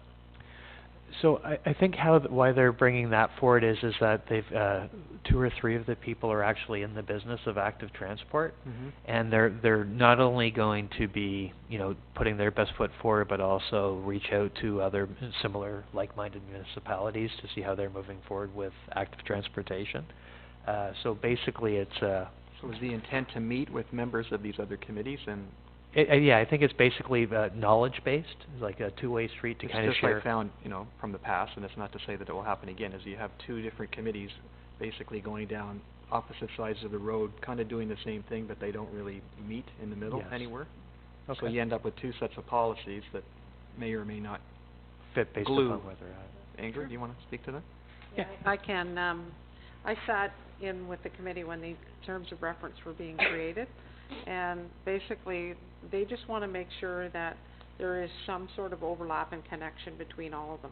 They see the work that the Trails Group is doing, they see the work that the Age Friendly Group is doing, and they're just saying, we don't want to be operating in isolation, we want to do something that we're all heading in the same direction. And I think the committee is extremely keen and very positive. They were, the main three were involved in the creation of this. We just basically sat in to make sure it made sense, but it is something that they own and they plan to do a good job. So how are we with. coordinating the activities of the Well, I various... think what'll happen is when the need arises, that they will reach out. There has already been a meeting that has taken place with some of the members of the Active Transportation, along with Age Friendly and with the Trails Group, to already talk about how that relationship's gonna work. So the foundation, I think, is there to do some really great work. And I agree. Bruce, did you have a comment? Just covered it there last time. Okay, perfect. Yeah. And they've already, I know they're also speaking to accessibility, so you think of they have similar mandates between Age Friendly, Active Transportation, Trails, and accessibility. They're all working towards the same goals. Yeah, and I think Active Transport, the good thing about this group is that they openly acknowledge that they have to do stuff across those other they impact the other committees, and they want to, you know, put their best foot forward on behalf, because they realize that they're just coming into it where the other ones are already actively involved. Yeah. Anyway, makes sense. So, all those in favor of Willie's motion? That's carried.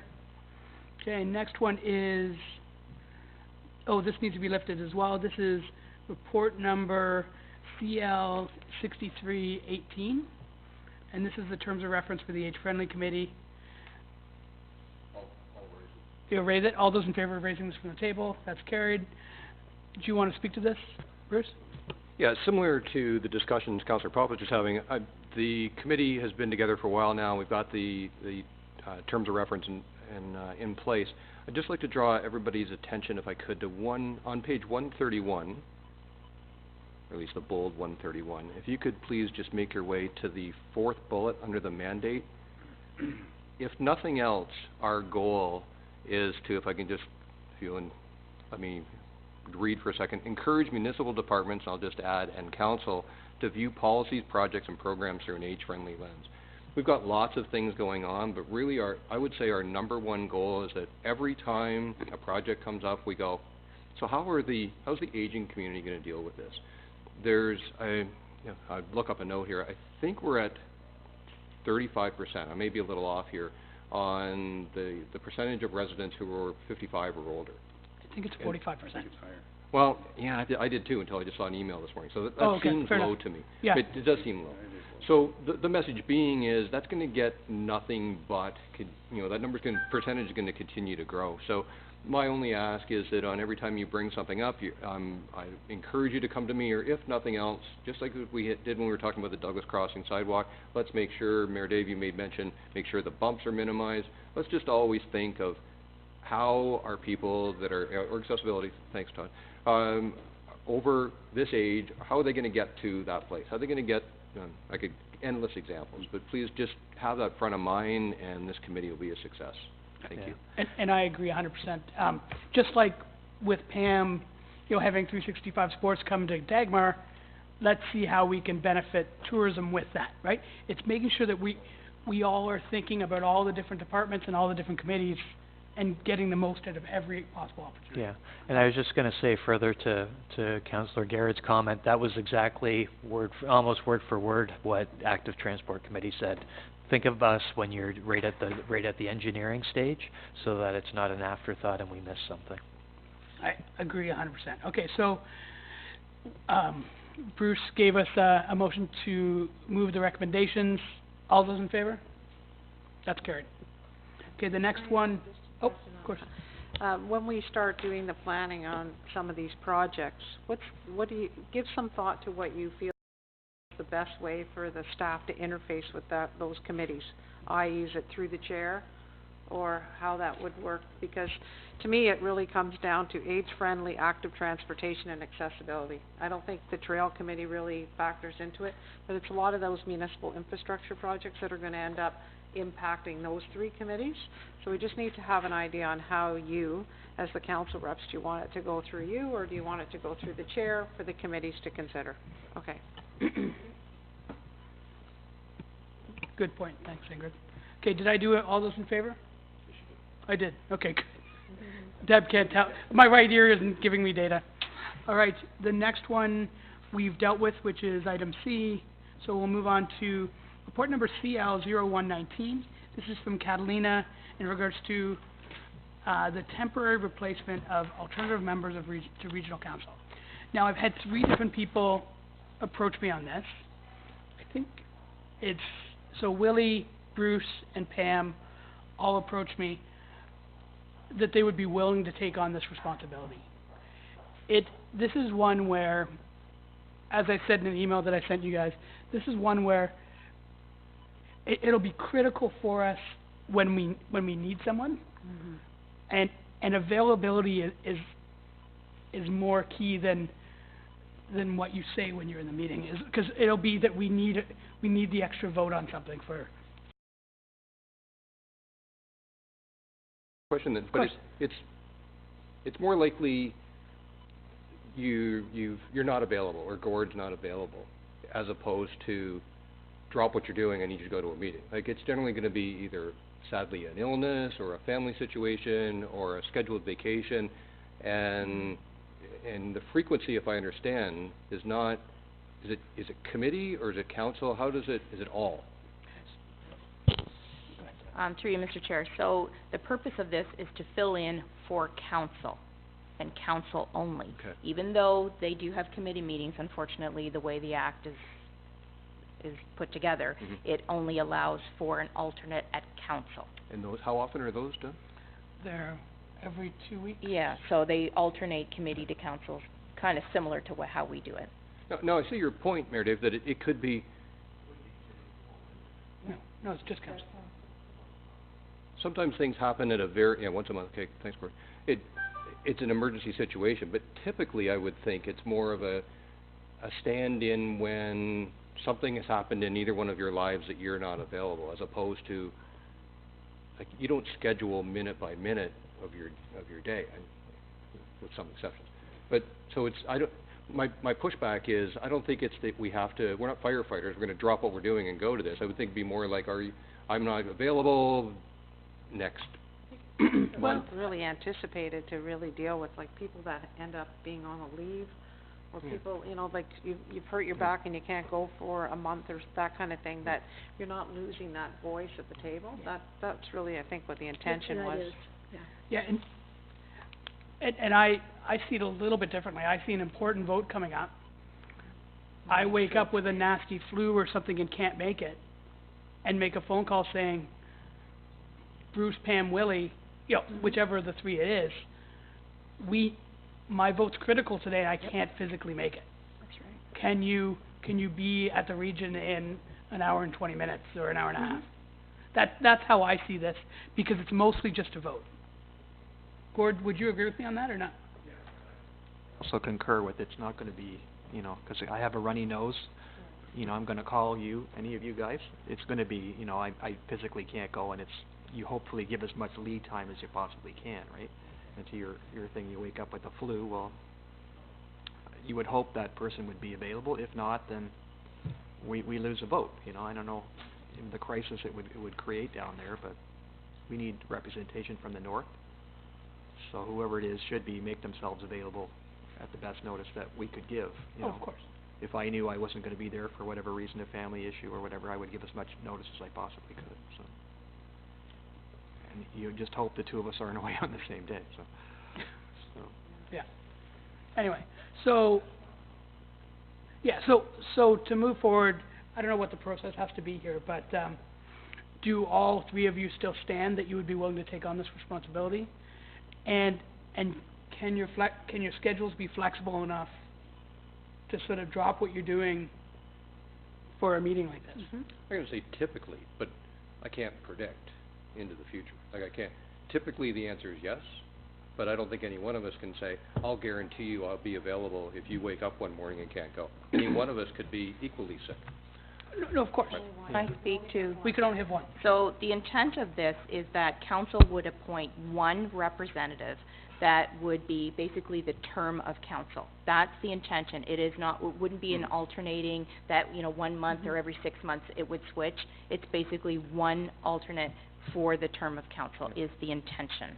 I understand that. I'm just saying that I don't think any one of us can predict that on a day where one of the two of you are not available, that I will promise, I'll just speak for myself, I don't want to put words in the other people's mouth, I'll promise you I'll be available, because I too may wake up with that same bug. It may not be just a work issue. Yeah, no, and that's not what I'm talking about, but I did have a member of this council come to me and say, my schedule does not permit me to be that flexible. Yeah. So obviously that person dropped off very quickly, right?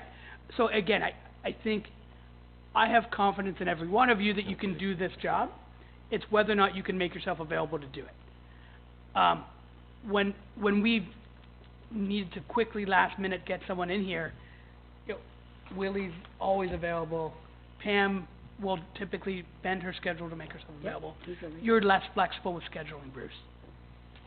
Just because you have to get to the city for jobs occasionally, that's all. Fair?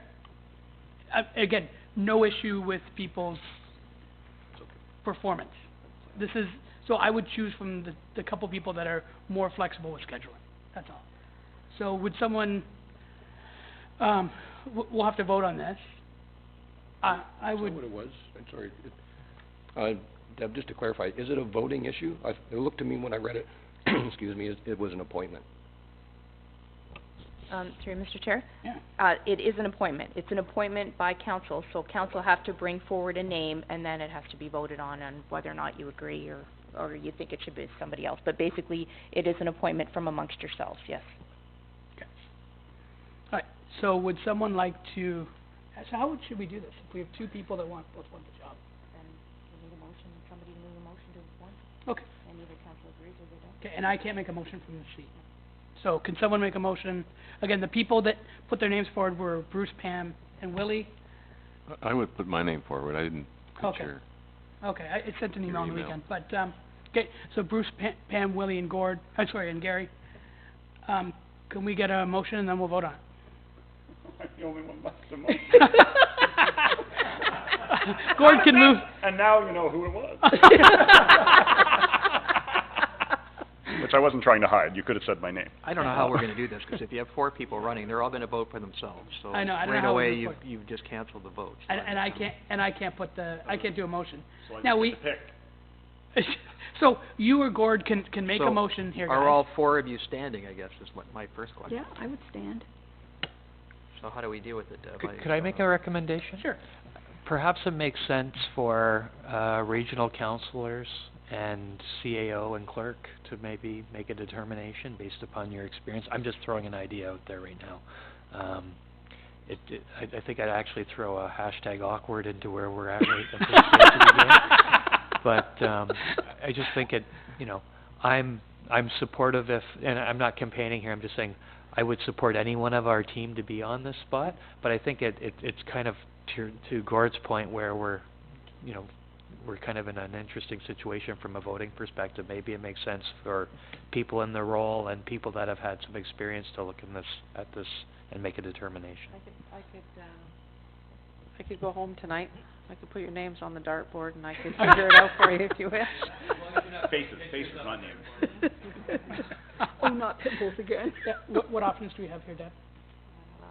Well, I mean, you could look at it a number of different ways. You could look at what you've already mentioned, Mayor Dave, in terms of availability. You could look at who has the most seniority. I mean, there's a number of different things that you could look at, but again, it ultimately comes down to number one, does council want to do it, which you do not have to do. And number two, if you want to proceed, then who do you feel best fits the bill in terms of what they're asking for? And what, in accordance with our policy as well. Right. sooner than later. I don't believe there is any timeline. However, if in the event that there is an absence, then you take the chance by putting it off. Your mic isn't on, Councillor Hyatt. I'm just thinking, I don't know what the timeline would be. Let's say a month from now, if three of you decide, hey, I don't want to do this anymore, it makes our lives easier. Then we just appoint the person that's left. If not, then we're going to have to go with what you decide.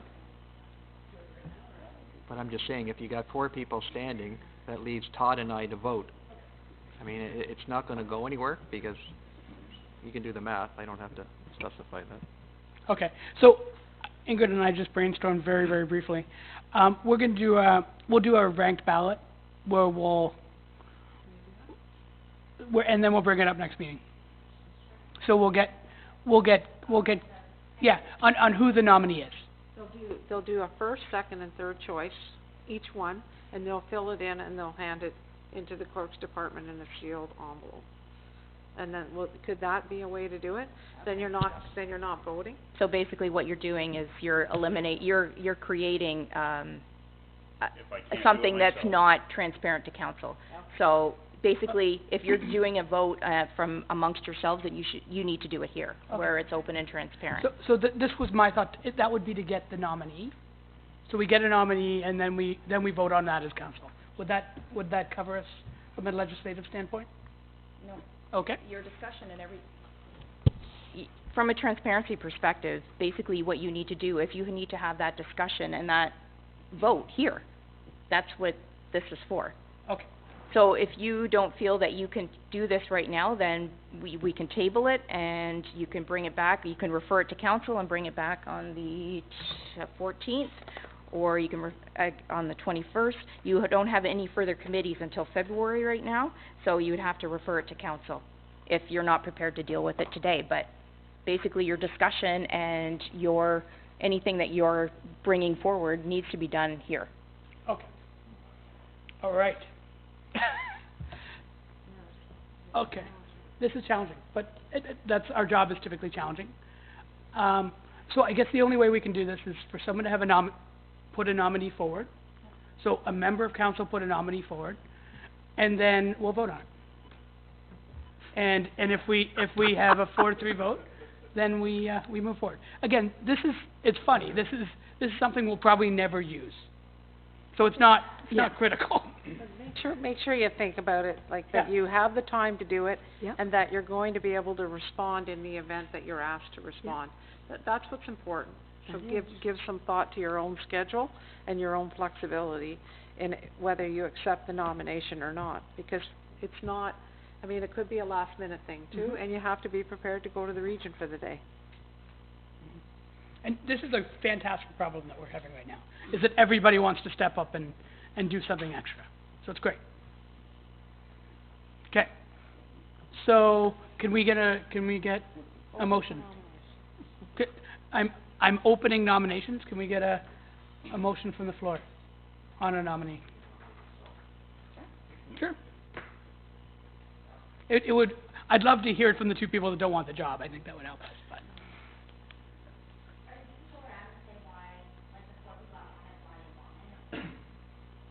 Yeah? Yeah, let's do that. Yeah, not a bad idea. Okay, so, so go ahead, Gary, tell us why you want it. With your mic on. I'm completely flexible at any time of the day or night. Pardon me? Why do you want to do it? Because I'm interested in what goes on in the region. I've been doing a lot of work. I've been doing spreadsheets on where our money goes and where other people's money goes, and I go down there once in a while just to get more information, and that's it. Okay. Do you want to turn off your mic? Go ahead, Welly. During the election, there was a lot of talk around where our dollars go, and I feel that if we look at Councillor Hyatt and Mayor Davey, your representation at the region level is critical and almost vital moving forward.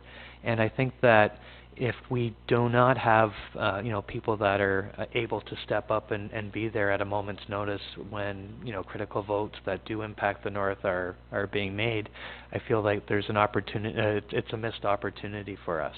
And I'm also interested in it moving forward as, I'm year one as a councillor, and I think that it's important for us to know more about what's going on at the Durham region level because it greatly impacts us, and the more that we can, have people or understand or councillors understand and influence what's going on at that level, I think it's critical to the township moving forward.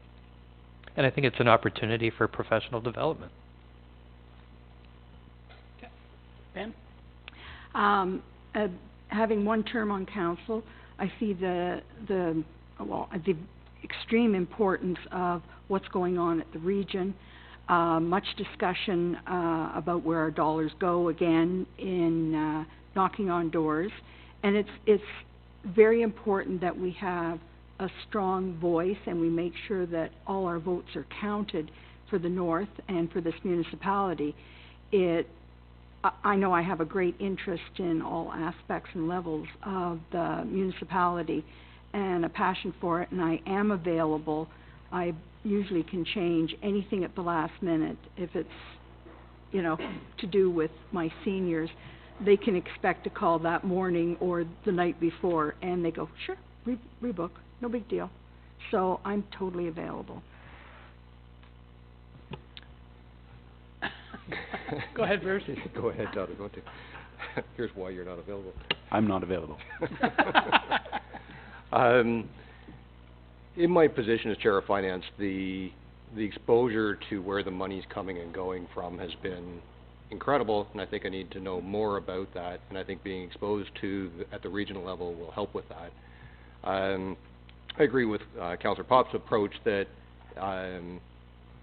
professional development would come with it as well. I think the pressure, the thing that drives you to read and learn more is when you have to. We've all got lots of deadlines. Frankly, I'm not going to read a lot of regional things if I'm not in the position. If it's there, then it's going to drive me as a motivator to get that done. I think the issue of availability is, one, being overstated, and two, diminishing my availability. One, I think the potential of any one of us being available on a moment's notice is probably equal. I'm not downtown regularly anymore. I still do go. I'm not trying to hide that. It sounds like it's one Wednesday a month, maybe. So I think if we start multiplying those probabilities, the chance of the call and the chance of me being unavailable is actually very minuscule. So I don't think that should be part of the discussion, quite frankly.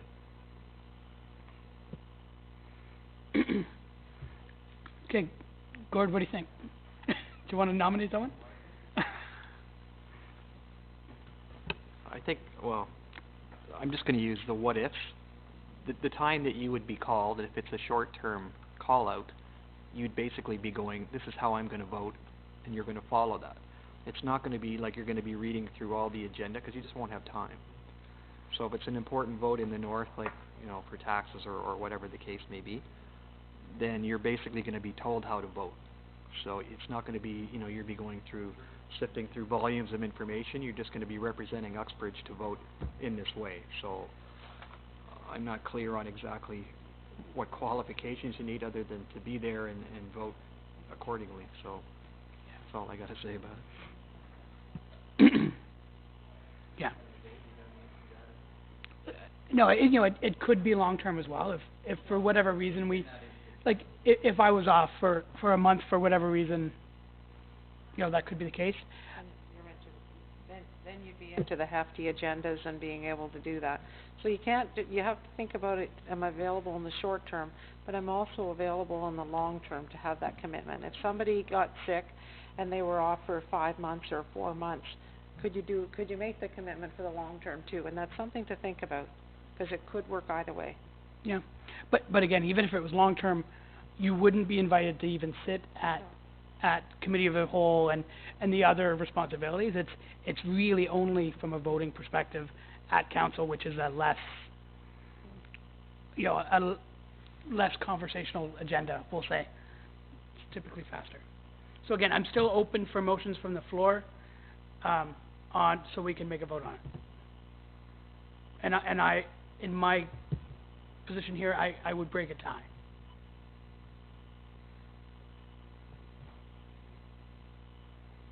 Well, I guess if you want a nomination, I'll nominate Bruce only because he has the financial background to do it, so. Okay. So, all those in favor of Bruce? So. Oh, okay, we could do okay. Yeah, you can vote on that. Okay, it's Bruce. Carried. All right, next one. Oh my, we were talking about that so long my computer went to sleep. All right, congratulations, Bruce. No problem. All right, next one is CL 0219. This is from Catalina in regards to the municipal election. Would someone like to move the recommendations? Would someone like to comment on this? Okay, then I'll comment quick. From my perspective, this election was run incredibly well. Your excitement and your team's excitement on moving forward with this, getting out the vote, the social media, I was incredibly impressed. So, thank you. And all of us are obviously happy about how the results turned out, I think. Most days. Any other comments? I'm sorry. Bruce? Yeah, I just want to thank staff too. I mean, all that information that you guys sent out to all the candidates was amazing. Whether any of them chose to read it or not, there's a whole other thing. But never before, this is my fourth election campaign, we've never had access to that information other than having to go and find it. Obviously, it's public information. So when I heard stories at the door about, the culvert and I'm like, well, I'm not holding back, but I mean, some of the candidates didn't even read it, which to me was sad because it was all in there, whether you want to talk about the fire hall or whatever. And thank you and kudos to you guys for putting that out because it was a huge plus. And to the media, I think you also sent it to them too, so it was, you got the real dirt about what was going on, and a lot of candidates, I think, had their eyes open. They're like, whoa, I didn't realize that, right? So, again, thank you for doing that, and I hope that carries forward to the next election, too, because it's a huge asset, too, for candidates, because you don't always see or hear the real information properly. So that was a good job. Thank you. Okay, sorry, Bruce. Just a comment and then a question. Comment supporting, again, the efforts of the team. Without endless details, there was a moment where I was standing on a porch and had a disagreement with what a competitor was presenting, and Ingrid herself took a call from me and I answered it. So, even senior staff being available to support, to make sure honest, open messaging was getting out there. My only question, Catalina, is there was a lot of contention around signs. Is that still to come, of how we're going to manage the sign issue next time? There is an election sign review report coming from the manager of bylaw services, so that will be addressed. Thank you. Yes, go ahead, Todd. Yeah, again, I agree 100% with Gord in regards to the information coming out. It was a lot to read, but it was excellent, and very much helped at the door, answering questions for people. My only, similar to what Bruce has brought forward with the signs, the only other thing that I would, and I think we sort of talked about it in one of our previous meetings, but is to look at the options of voting, of how to do so. There was a lot of comments that I had in regards to there only being one method, and that being through the mail system, and then of course we ended up with a strike. But but again, kudos to the town staff on how they handled that and moved things, although it went against us a little bit as far as getting things out there and whatnot, because it was a shortened time frame, but it worked well with what you had to work with. So. Pam? Oh, Pam first. Thank you, Catalina. The staff did an amazing job. I can't say enough. It was very different this time than last time. It was lovely, as everybody said, to have the extra information. It's right there.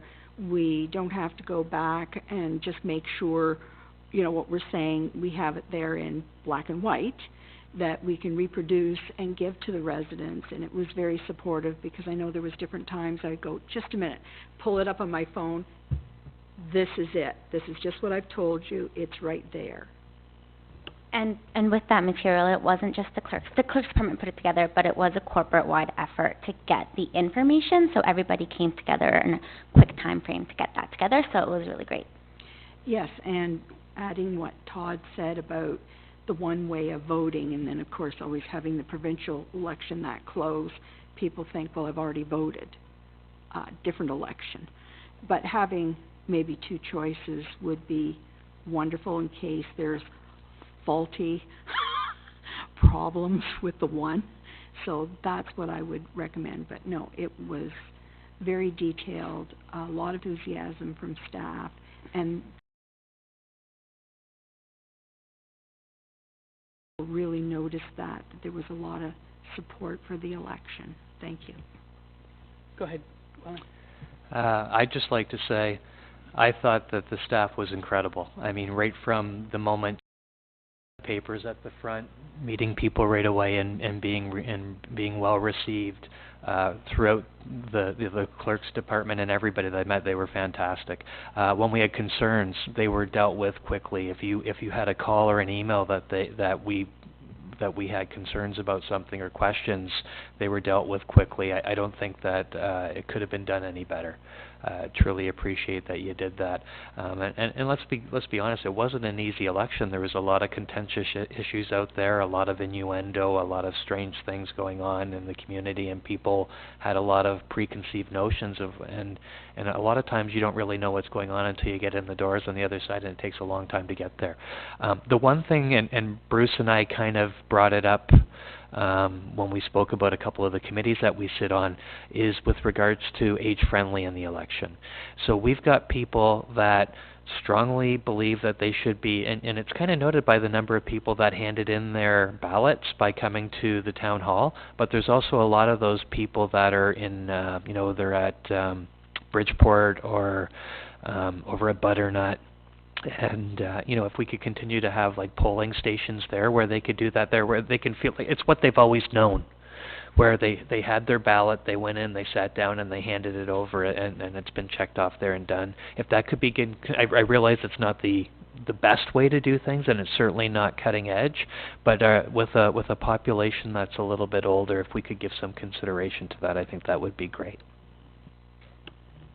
Just in response to that, we did set up polling locations at all the retirement homes, and it is a good use of staff time, of course, to give them that option. It's so important for those members of our community, but it wasn't, we'll have to think about doing it a bit differently and maybe promoting it better for next election, because although we were there for a couple hours, we only got a few people voting that way.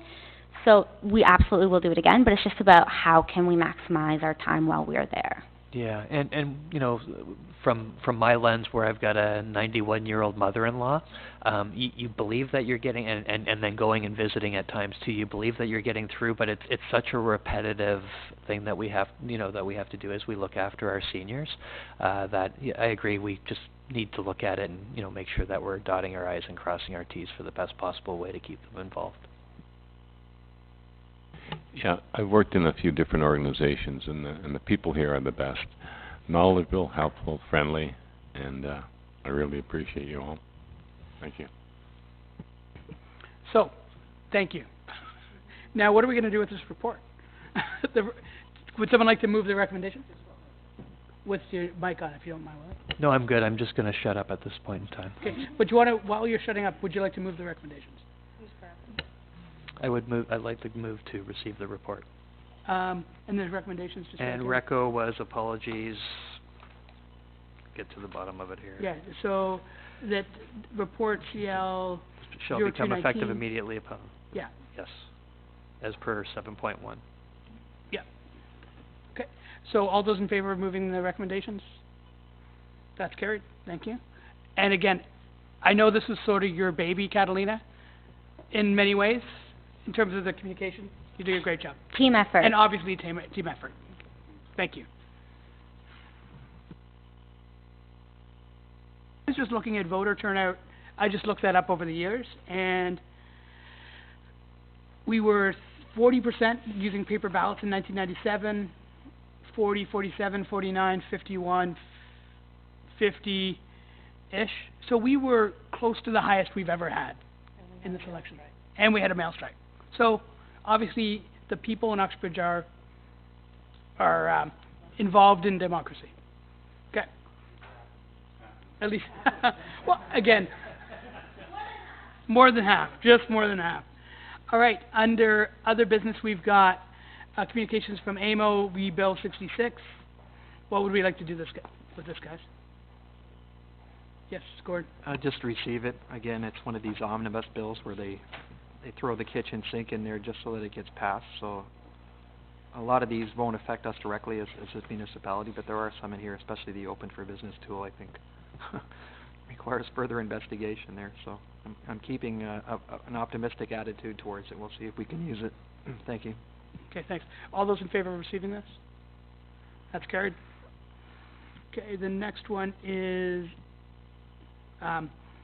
this is general person.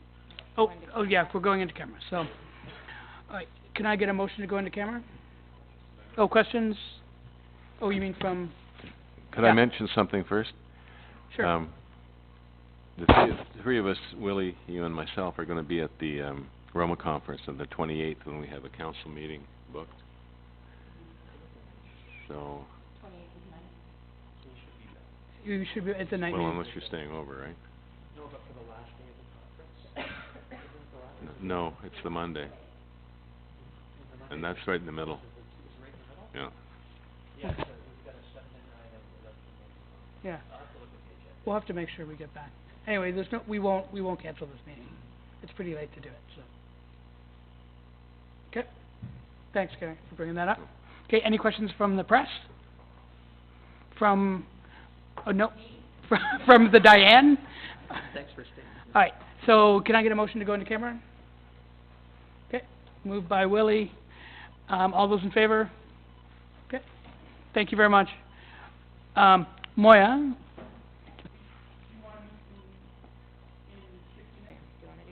Yeah, I can do that. Okay, so can I get a motion to come out of camera? I think just so we're on the mics, or do we not do that? Okay. Oh, that's from Pam. All those in favor? That's carried. And then